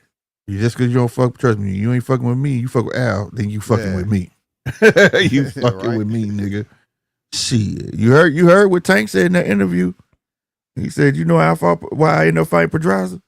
They told me if I didn't fight that man, I was gonna be put on the show, all because somebody told him I was talking to his daughter on Snapchat. yeah, he looked in his phone and saw his daughter been hitting him up on Snapchat and shit. And that's when Yeah. he took his mother's home. He had bought his mama home. Mhm. Took Yeah. mama home, took the home, took the car. I was like, wow. Yeah, that shit wild in the motherfucker. Like, damn, he was trying to get your ass whooped. End up going the other way. But like, yeah, that's some petty ass shit. Have a promoter. Petty ass shit. You know, bitch ass niggas is strong nowadays. They is, bro. They is, And they got bro. no problem with being bitch ass niggas too. They good. And, That's the you thing, know, because too they many good bitch ass at it. motherfuckers got they back, bro. Like, fuck that. Sometimes you just gotta let a motherfucker get their ass whooped. Like, that's how it is. It's like a 50-50. A shitload of motherfucking bitch ass niggas, but you got like this little group that's on the fence where a real motherfucker finna jump on this bitch ass nigga and then somebody, no, don't do that to him. You know he ain't like that. You know. No, fuck that. Somebody gotta be made the example, dog. Like, Hey, I'm gonna tell him what I told you the other night, bro. And WC, I listen to your content heavy, bro. You like one of my go-tos, homie. I ain't even gonna lie to you. I appreciate And it, I man. see you getting into it with motherfuckers, and they sound like bitches. Men sound like bitches nowadays, bro. And I'm like, damn, this nigga sound like they want to put WC on child support. That's what they want to key your car, bro. They want to put bleach and shit on your clothes. Shit. Man, it was one point in time, big dog, man. I was going to war on this bitch every week. And look, I wasn't even thirsty. I was Right. very hydrated, goddammit. I was waking up, man. It was LDBC was one of them. I was doing a sweep, yeah, I remember. you know. I was Yeah. doing a sweep. Hey, I how long remember. you like been that. on YouTube, bro? Oh, he been on here a little while, bro. I've been on here for a minute, man, but I was in the street doing media shit. I had an Mhm. account, but I really, you know, I never really took the YouTube shit serious. I would just rather go out there, do my photography at the fights, do the interviews, go to these fights, the amateurs and the pros and shit. I love doing that. I was on the road a lot. Yeah. I have a Mhm. channel, but I ain't use it for shit. I was on Facebook when IOTBA was over there doing his Facebook shit. You know, I used to just drop in every now and then, listen to what he had to say, and then bounce and shit. Yeah, man, it was different back then. Motherfuckers Yeah, wasn't that's on when you- YouTube that's like when it you- is now. Yeah, I've been right with you. We used to show your face and all that shit on your channel and all that shit, bro. Oh, okay, Yeah, I've been around a long time around that motherfucker. okay. It's- Well, did I've you have the been- I've same been- name though? Very- No, it was GMT. It was GMT boxing back then instead of Okay, GMT I sports. think I remember GMT boxing though. Yeah. Yeah, I used I to come remember over there. Yeah. Yeah, I've been on here from the very, very beginning. I'll be just in comment sections. I make a video like once every 10 years, my lazy ass. What you go by? What you go by, bro? 913 Boxer. Yeah, 913 that's what I boxer. thought, man. I was just trying to figure out. I seen your logo, man. You know, I'm in Yeah. my 50s, so man, you know, shit don't jump the synapses gap like it's supposed Yeah. to come back. I was I have to think about it twice, man. You know what I'm saying? Yeah, I Got was you. before the LDBC. When only thing we had before 78. When Okay. only motherfuckers I was listening to was blood boxing and a Puerto Rican dude named Buddha Sai and the boxing wall spin, all that back in the day. Yeah, and Carcino, Blood. before Carcino was doing other shit. Carcino was making some dope ass boxing videos. Hey, I ain't gonna lie, Carcino was doing this thing, man. That's crazy when you was back there with Carcino, because I used to look at his shit too, man. Yeah. And they say he got in trouble or something, or whatever happened. You know, no telling. Yeah. Yeah, but I sent Blood on his way, man. That nigga hated on me for the Crawford Spence fight. What? I invested. Yeah, Blood did that. Just turned on me, and I say no. You're not getting away with this. No, fuck that. And then that nigga haven't really been on here like that ever since, bro. They'll tell Yeah, you. I think he went back to work or something. He That was on nigga- a I mean, he knew his boxing though. yeah. think Blood he know his fought- boxing. That nigga He was knew on his there the other boxing, man. day. That was the first time I seen that nigga face. For real? Yeah, he Damn, had I a ain't whole seen that suit. nigga in a He had a while. whole suit on and everything. He still got the beard though. Yeah, he got it. I'm It's just a saying, you goatee. It's a goatee and beard. Yeah. can- Okay. Yeah. Damn, that nigga had a suit on and shit on live. Yeah, he had Okay. a suit on. He had. I was like, damn, that's the first time I seen his face. Yeah, bro. It's, But a lot of it's ebbs and flows like that, man. When Crawford beat Spence, man, a lot of niggas dip because they owe money, bro. Bro, that I Mhm. swear to God, right before you came on, bro, I just said that too, bro. It's a lot of dudes who had their channels based on that subject. Yeah. It don't Yeah. make Yeah. it like that. And Yeah. came up off that shit. Yeah, came up off of it big time. Yeah, Yep. they came up off that shit, man. But I caught a lot. I caught a lot of hate. Motherfucker was mad at me. I was like, I'm telling y'all, this fight finna go. Y'all don't want to do the fucking math, bro. Crawford and Spence, bro. Now, I didn't think it was gonna go the way I saw it, but I was like, ain't no way this dude tailor made for Bud, bro. And he gonna fight Southpaw, and that dude don't fight Southpaws, bro. I don't know how nobody like being a fan is one thing, but damn, bro, you know what I'm saying? Like, I'm a fan of Bud, yeah, but shit, I'll be damned if I know Bud gonna get in some trouble. I'm gonna tell you, Bud in trouble. You know what I'm saying? It Yeah. ain't gonna be no. I'm I just gonna said be. Spence had 0% chance of beating Bud. I factored everything in from how he fights, what he been through in his personal life, him not being disciplined, and Bud being a fighter who lives a lifestyle. Man, Right. I didn't see him dropping him in the second round. I can't even hold you on that. Yeah, the way it went, I was like, damn. But I knew it was over when he pushed that nigga. I said, oh, this shit over with, Yeah, bro. he shoulder bumped that motherfucker. That like he nigga was a flew little- back. I said, oh, it's Say- over. It's Yeah, a I said, wrap. what the fuck am I watching? I know Bud Strong. You know, he always wrestling his people when he at the fights and shit. So I know the nigga can wrestle. But you know, we got to give it up for Spence too, because that motherfucker kept getting off the canvas. Yeah, Embarrassment they and had to all. stop that shit because he was gonna keep Yeah. getting up. He was gonna Yeah, keep he was getting gonna up. keep on getting up, bloody and battered. Bro, Yeah. where they fight pit bulls, bro.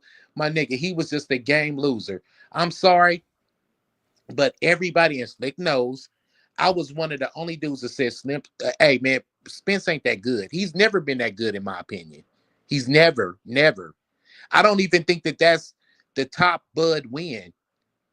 The Mhm. top Bud win will probably go over their head because what Bud does is ruin fighters. But his Mhm. top Yeah, win, Julius and Dongo is never the same. You got that right. exactly. Lying. Get what you came for. Yeah, Well, right. that shit was crazy. Who That you nigga ever- went on like a 5-6 fight who you- losing streak after Bud. Yeah, Who you ever seen made Amir Khan look slow? right. I was at that fight, man. I was so disappointed, especially when Amir freaking quit and he wouldn't turn around and face Bud, and Bud kept telling him, hey, man, I didn't hit you in the nuts, man. Come on, turn around. He was trying to talk to Amir. Amir said, no, I made up my mind. He was going to quit that day. Mhm. Yeah. Bud was whooping his ass early. Hey. Hey, Amir said, but Bud, they told me you was a slow starter. Shit, not that day. Shit. Yeah, swear to God, that's what I was saying about before that Earl fight. Nine was here. Nine came down here. We watched the fight together, nigga. I said, if that man rushed Bud, that slow starter shit out the window. Second round, Yeah. what Earl tried to do? Rush him. It was over. Mhm. It was done. Hey, man, you was one of them brothers too, though. WC to be on IO's channel, man. We went back. I went back and forth with IO, bro. Tried to tell the homie too. Hey, we tried, right? We only tried. Tried. I used to be over there on Facebook when IO was, oh man, hardcore Spence. I mean, Yeah, wicked. he was on Instagram too with that shit. Ooh, he was Instagram back then, boy. He was Yeah, he was a Crawford advocate. I mean, Yeah. I don't- Spence every advocate. day. So Every day. Bro. I think that's what he was doing. He was putting on for his city, not Spence, bro. Oh yeah, no doubt. I Yeah. can see that what you're saying. Yeah. But I think he did because I happened to I was in Frisco when he was with Spence, so I think he really, you know, he was putting on for Spence. But the crazy part about when I tell Io this, because me and him had our difficulties, we had a falling out at one point, but it's straight now. But one thing I can tell that is straight up truth is that he was for Spence, man. He rode for Spence like no other. But Derrick James is an asshole, man. The first time I seen that nigga, the top ranked card, I was shocked. I said, this nigga PBC. What they doing over here, him and Spence? So Spence went and sat down. He was talking to somebody, I was doing media that day, went up there, Derrick, just to say hello. I didn't like him. You know, I seen him before, but not where I can approach him. So I went up and I was about to say, hey, coach. He said, hey, I don't want no interview. I ain't doing no interview. Now, granted, it's fights going on. I can't do an interview. Even if I did ask him with the fights going on, it's too noisy. But that's the first time I ever met the dude. I seen him before, but that's the first time I said, hey, man, let me go introduce myself and say, what up? He said, hey, man, I ain't doing no interview. I said, I didn't ask you for none. But anyway, I walked off from him, man. Say, fuck him. Yeah. Yeah, you get that a lot. We both black. They did that to me. What's his name? Who was that? What's my guy that beat Roy? Tarver. Magic Man. Tarver did me like that, bro. Yeah, Tarver will give you the cold shoulder. Tarver did me like that. Tarver did me like that, bro. I don't know was like, why. dog, I just wanted to meet you, bro. Tarver should be embracing every brother that comes see his way. Yeah. Ain't nobody looking for him. Tarver did me like that, bro. And I forgot what fight that was. All I remember, Hitman Hearns was trying to get in, and they was trying to say he couldn't come in, and he was standing right there, and he was like, "Yeah, man, I got my own show, so I ain't giving no interviews." I was like, "Hey, what's up?" You know what I'm saying? Damn. Like, shit, bro. You know what I mean? But he got his own show. He ain't giving no interviews. What that supposed to mean? That's how I was like, all right, bro, shit. Cool. It's crazy. Cool. Yeah, I still got that video. I'm saying that shit. Like, all right, wasn't nobody trying to. Oh shit, you came in hot. You know what I'm saying? You was already hot, right? I'm talking about with your camera rolling. You was already hot. No. It was down. Okay. No, I was already done. Because he don't like that shit. Yeah, no, it was down, and like it's looking at the floor. I wasn't asking for none of that shit because what it was a big old commotion, and Hitman Hearns, people was like, "What the fuck you mean he can't get in?" You know what I'm saying? And it took Bob to be like, "If y'all don't let his motherfucker," like he was mad, like, "Fuck y'all not gonna let him in?" You know what I'm saying? Yeah. Or whatever the case may be. That's what drew everybody over there. And then I saw him, like, oh shit. I just want to say what's up. I said what's up to a whole lot of people and wasn't even trying to get no interview. You know what I'm saying? But yeah, he was one of the ones that got me like that, bro.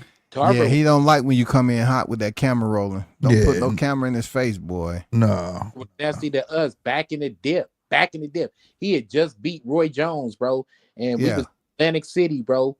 And he was fighting Bernard Hopkins. Bernard was a good dude, bro. He a good dude. And we was like, damn, bro, back in the day, man, we was like, shit, fuck it, can we get a picture? I ain't taking no motherfucking picture, this, that, and the third. Bernard was like, seen that shit and came and got us, bro, and took a picture with us. I still ain't got the picture to this day because it was on the homie's phone. Cell phones wasn't like that back in the day. Oh, hell no, man. Right. But yeah, I was just like, man, Tarver, an asshole, bro. Like, for real. Yeah. See, people, y'all is listening. Now you know. You know what I'm saying? Y'all think this shit sitting online is easy, but go in person and really get the footage and see how you feel about a fight, and you come back on here and talk about the what we talk. Yeah, some of these fighters are assholes. Some of them are cool. Yeah, that was when I learned, you know, when they say you don't never want to meet your heroes type shit, because they ain't gonna pan out to be what you think they're gonna be. You know what I'm saying? The best run I had at getting interviews, man, when I was out there getting them was the Shakur Stevenson and Jamel Herring. That was the best one. I had Holyfield. Yeah. I think I seen you when you was down here too. Word, I'm from here. Oh, okay, yeah, I was there. You at the sparring session? You wasn't at the sparring session. No, I wasn't at the sparring session. No. I was just I was at the hotel. I ain't know. I got everybody from Bob, every motherfucking that day. I even got Jay Prince interview. Sit down. I had got a sit down with him. You know what I'm saying? Yeah, and that man, God damn. What's the name of the motherfucking hotel the Omni, I think it was called? Yeah, it's the Omni. You're right. Yeah, we was in there or whatever, and Yeah, I got a whole sit down. They was standing like, how the fuck you get a sit down with this nigga? I can show Jay you. Prince, if he get your character, you know, he feel your character. Yeah. He even did a promo for it. Oh yeah, Jay Prince coming at you live and then living. We were sitting in that little. Up. We were sitting in that little, you know, little area where you buy the little common area where you can buy the food and shit right there in front of the hotel. I mean, in front of the elevators. Yeah. Yeah. That's what's up, man. We was sitting there with Mike Prince and all of them. I had Holyfield, because Holyfield's son was fighting on that card too. So I had Holyfield's son all there. Evan. Yeah. Evan, he was training with Bert Sugar down there. So Sugarbird. Yeah, I had a real good interview with Holyfield because I was asking questions like why these American boxers don't produce you know, European fighters and shit. And he was like, oh shit, I ain't had this type of question. It was like, cause we jump out the damn amateurs too goddamn quick. Mm-hmm. Trying to get a quick fucking dollar. Them motherfuckers be having 200, 300 fights in amateurs. And they already seen their style. I got a long ass interview with him. The goals are different over here. You know, fighters get to a point with the persuasion from their parents to start making money. Mm-hmm. You know, because the parents they have sacrificed a lot to bring these kids to tournaments and shit like that. Right. And there's certain things they could have been purchasing in life. So they say, hey, I got to get you on the pro circuit so you can start getting paid. Mm-hmm. You know, and because I ain't my pockets ain't that deep like that. Yeah. So we need to turn profession so you can start putting yourself out there and getting these checks. So it don't work out for everybody, but the ones that do, they know what it is. Yeah, because like other countries got boxing in school. Like Japan motherfuckers got in school. Like damn, where the fuck Bivol from? But like they got fucking boxing training camps and shit. You know what I'm saying? Where you leave a kid there all day, that's all he gonna do. You know what I'm saying? And so yeah. I like the Orient, man, training over there. When I was over in Japan for damn near 7 years, bro. And that's dope. Yeah, I wish I could have stayed in the schools training with them professors because they're strict. They go by old school regiment on how they train you, and some of that shit is super tough, man. I say, damn, it would have been great, but I still had time left in the military that I had to do. I just couldn't get out over there. I wanted to so bad, man. I learned so much over there, but yet the military was more important, so I had to go back to the States. Yeah, got you. I got back to the States. I said, man, I'm going back in Japan. Man, I'm gonna have all these skills and shit. Man, I ain't never go back over there. It's so much you got to do, dog. Man, the housing prices are different over there. It's cheap. It's cheap. But man, you got a small ass house. Yeah. You don't have the toilet that you think. Yeah, I don't know if you ever been over there. The toilet's in the flow. Yeah, it's in the flow. Yeah, man. And then it costs hell as you got to rearrange the plumbing. You can get one. Yeah. Then they got to come rearrange all the plumbing. You know, I'll be on that shit. I was just talking now on the phone, man. Like I want to go to Bangkok. I want to go. That's my thing to travel. I like traveling, bro. Family stationed over there in Okinawa and stuff too. Yeah, that's what I'm saying. Okinawa, man. You go from Naha. You go from Nago to Naha airports. Touch down in Oki. Be on the island. You know them typhoon seasons we go through over there. Mm-hmm. I think I got a whole nother family over there. I would like to see them. I don't know. Go ahead, goddamn. I just said I was in the streets over there. I used to ride their bikes, man. I was like, shit. Yeah, that was the way you said it. I think I got some kids over there, bro. For real. Everybody in my family is either Army or Marines, and I got this one little brother who was in Hawaii, man. He was Navy, bro, and they give him hell. Yeah. They give the Navy brother hell. We used to look out for the Navy. They always told us you're a part of the Navy, but them Navy corpsmen used to go on the marches with and go on deployments with it. We used to look out for them. You know, the medics, the corpsmen, we always need the corpsmen. Motherfuckers be falling out from dehydration. They goddamn give you that shot. Yeah, I mean, we always looked out for the Navy corpsmen. Yeah, they say it's hot as fuck over there. Oh, it is. It's humid as shit, bro.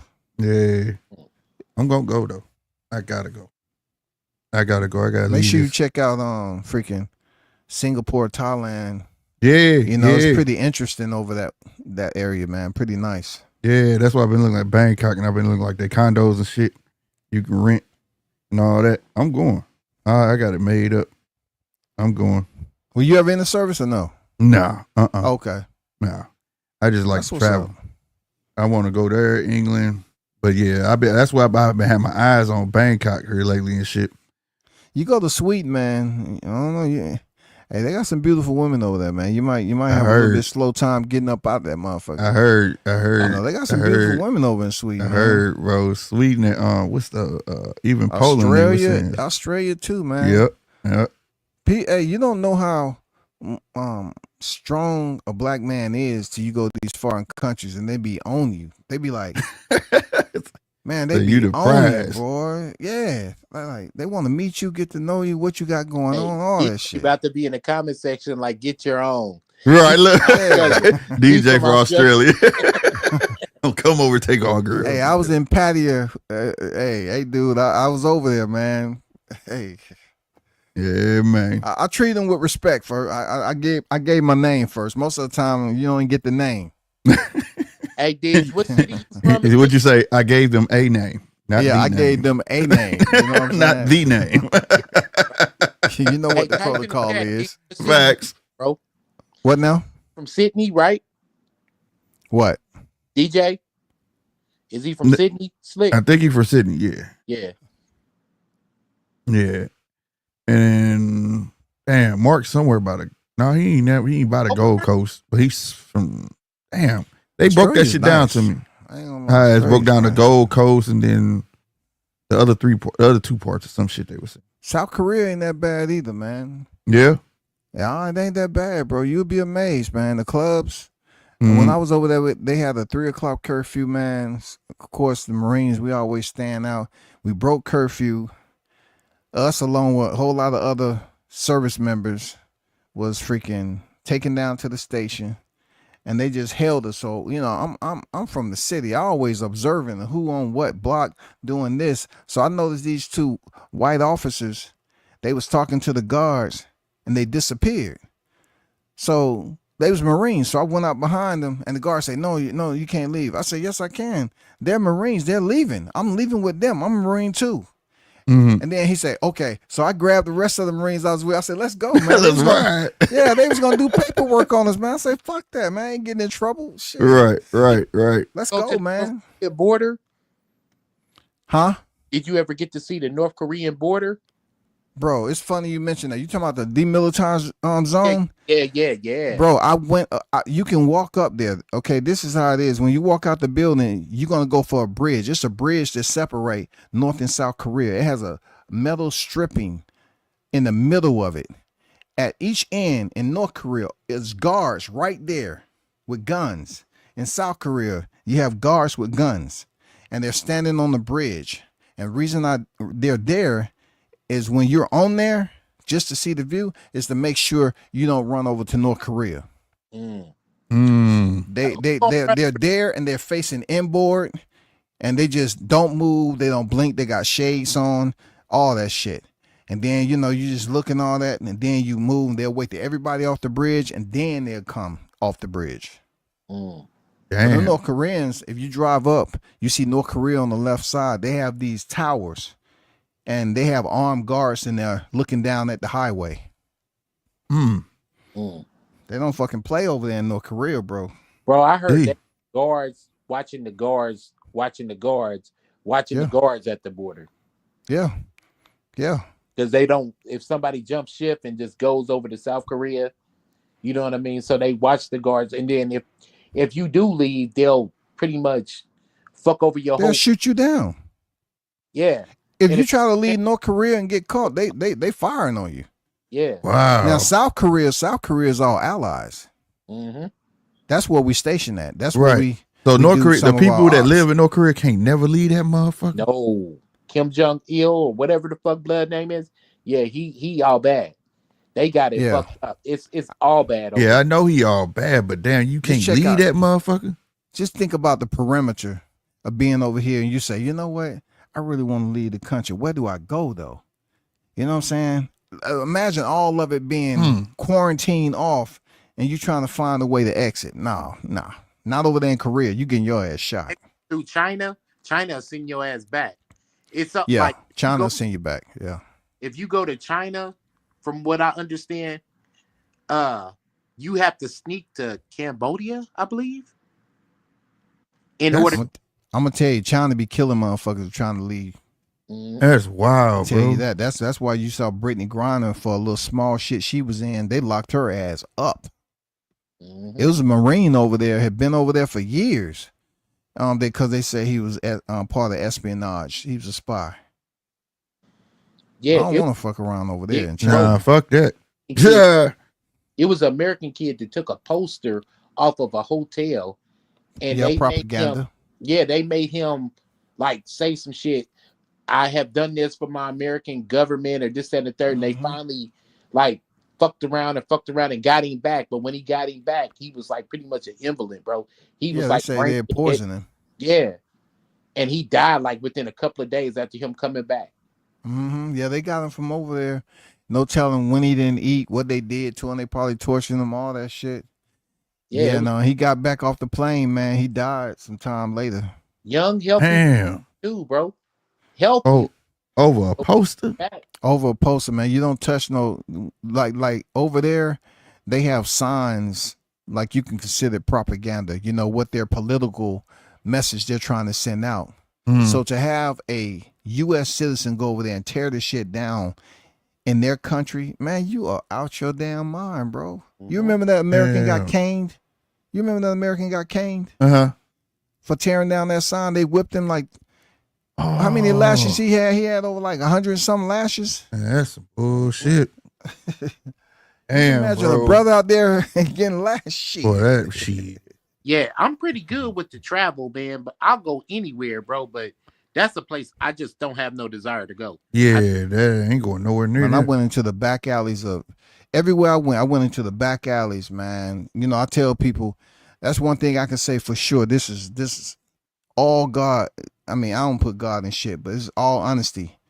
You know, in Korea, I was on a freaking patrol in this base that's kind of desolate. And I heard all these dogs barking. And so I walked through I'm walking through the woods trying to find a path. The sound's getting louder and shit. I hear some dogs whining and crying, barking. So I come up out of the clearance, and it was a dog farm. And there was dogs hanging from trees. Motherfuckers, like hundreds of dogs in this fence running around. Motherfuckers hanging from trees, all that, right? So when I got some liberty, you know, I ain't want to tell nobody because I kind of went back farther than what I was supposed to. I went looking through the alleys, and that's when I actually could say for the first time, not based off what people were saying that they eat dogs and cats, but when I seen this cart full of 4 or 5 dogs stripped down to the meat, gutted, cleaned up, they was on a cart in the back of a restaurant. So I asked him, it was a guy out there, right? I said, hey, when can I get some of this when it's cooked? He said, oh, chicken on a stick. And that's the first time I learned that chicken on a stick in Korea was dog. Yep. After I'd already eaten about 4 or 5 cups coming out the club. That's no bullshit. Damn.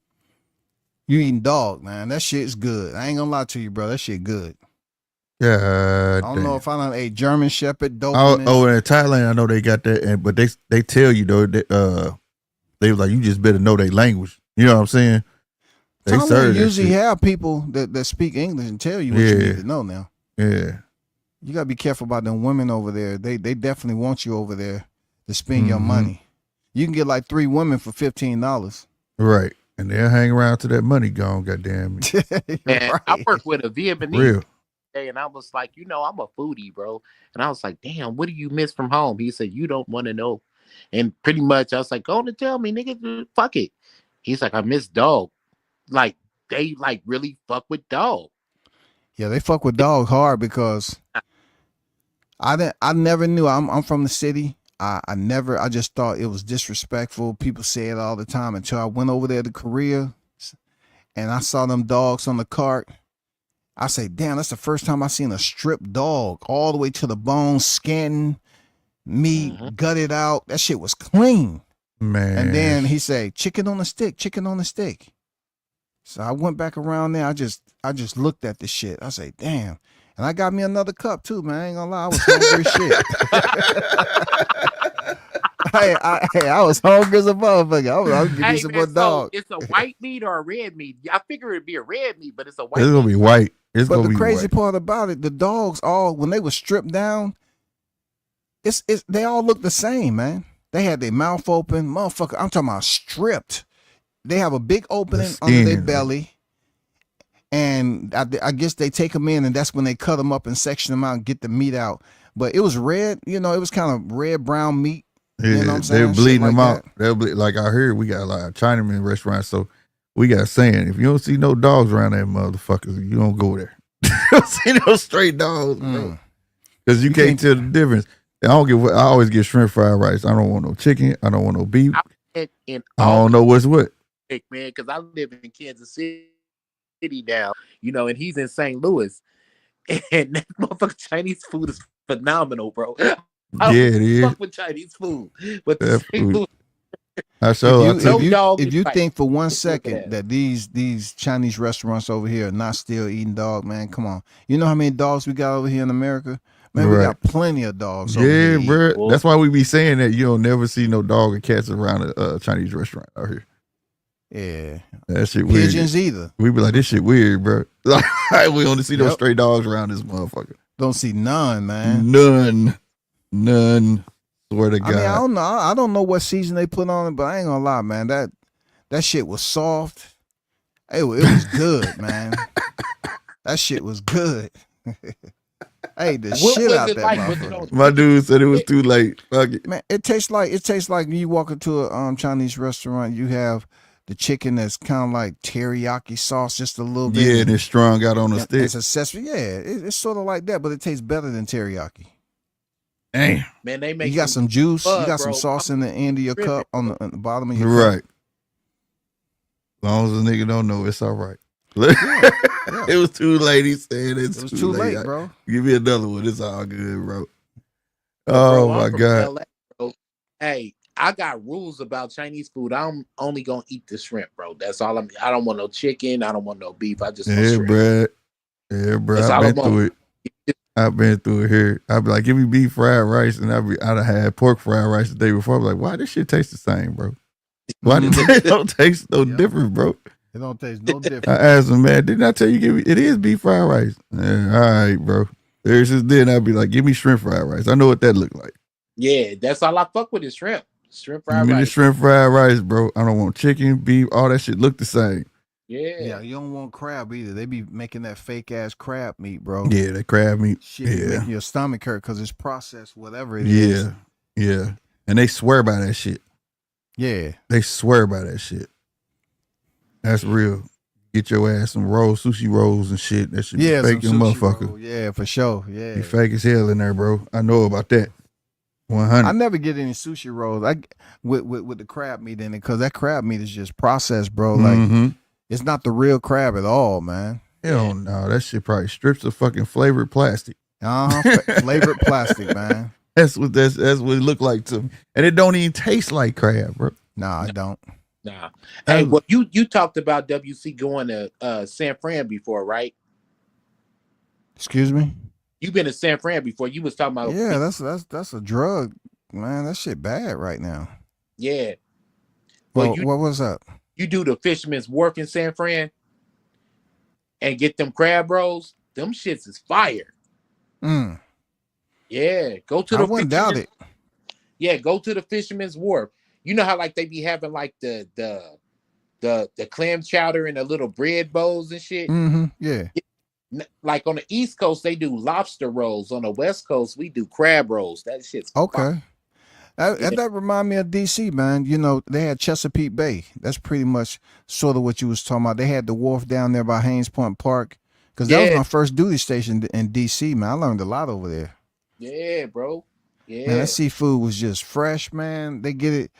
Man, that shit was unbelievable. Go to the park with your girl, eat all that fresh goddamn shrimps they had and crab. Man, that was the best Boy, time. that's my shit. That was I the can best seafood time every right day. there. But you Oh, know, hell yeah. LA boy, man, you know my favorite seafood place of all fucking time, bro. The San Pedro Fish Market, bro. If you ain't had a shrimp tray from the San Pedro Fish Market, bro, you ain't never lived. It's fucking with seafood, bro. That Yeah. I'm about to go out here and find a goddamn seafood place open now. Goddamn it! You hear me? Yeah, bro. I'm finna go ahead and shut it down, y'all. Yeah, for sure, We'll knock man. it out. Damn Hey, right. It's It's a midnight pleasure, already. bro. Appreciate you. Yes, Y'all sir, take it man. easy Hey, up don't be there, no man. stranger, man. Come Yeah, on, no back. doubt, Hey, man. when the next time you going on, man? Because I be kind of like hit and miss. I'm like, oh, bro, on. When next time you going on? Do you got like a set time or anything? Nah, I don't have a set time. That's one thing I don't do. I don't do set times no more. I just got stuff going on. You know, I'm taking care of my mother too. So Okay, okay. Salute to you for that, bro. that's why I've been chilling for 2024. I've been doing that. Yeah. That's what's up, bro. Yeah. That's But y'all what's up. fellas hold it down. Hey, appreciate the time, man. Y'all be Anytime, safe man. out there. No doubt. You do the Peace. same. Yep. All right, Brody. Bro, man, I'm out, Brody. You know it.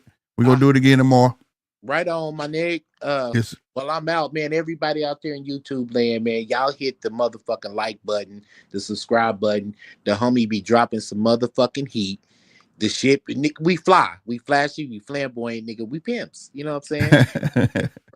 Y'all hit that like button. It don't cost much to pay attention to a pimp, and I'm out. Deuces, bro. All right, everybody. Check this out.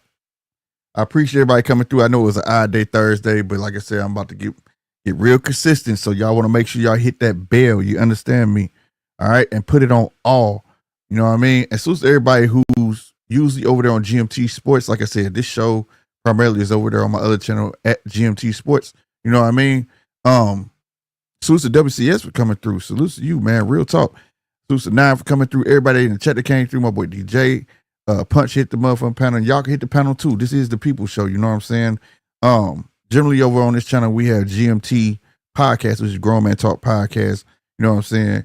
Hence why you see that logo split in half right here, GMT, then you got the judge table together because I'm currently suspended on the other channel. But that suspension will be lifted Saturday. So make sure y'all come over to my other channel that's at right, what you see right here at GMT Sports. Go over there, hit that subscribe button because we're going to do the watch party for one of the biggest cards of the century, bro. All right. So I need everybody to come over there and show up and show out. And like I said, subscribe to this channel as well. Hit that bell. We'll be back over here tomorrow. I'm your boy Slick 50, man. Anything else? No, I think that's it. Y'all be easy. Deuces.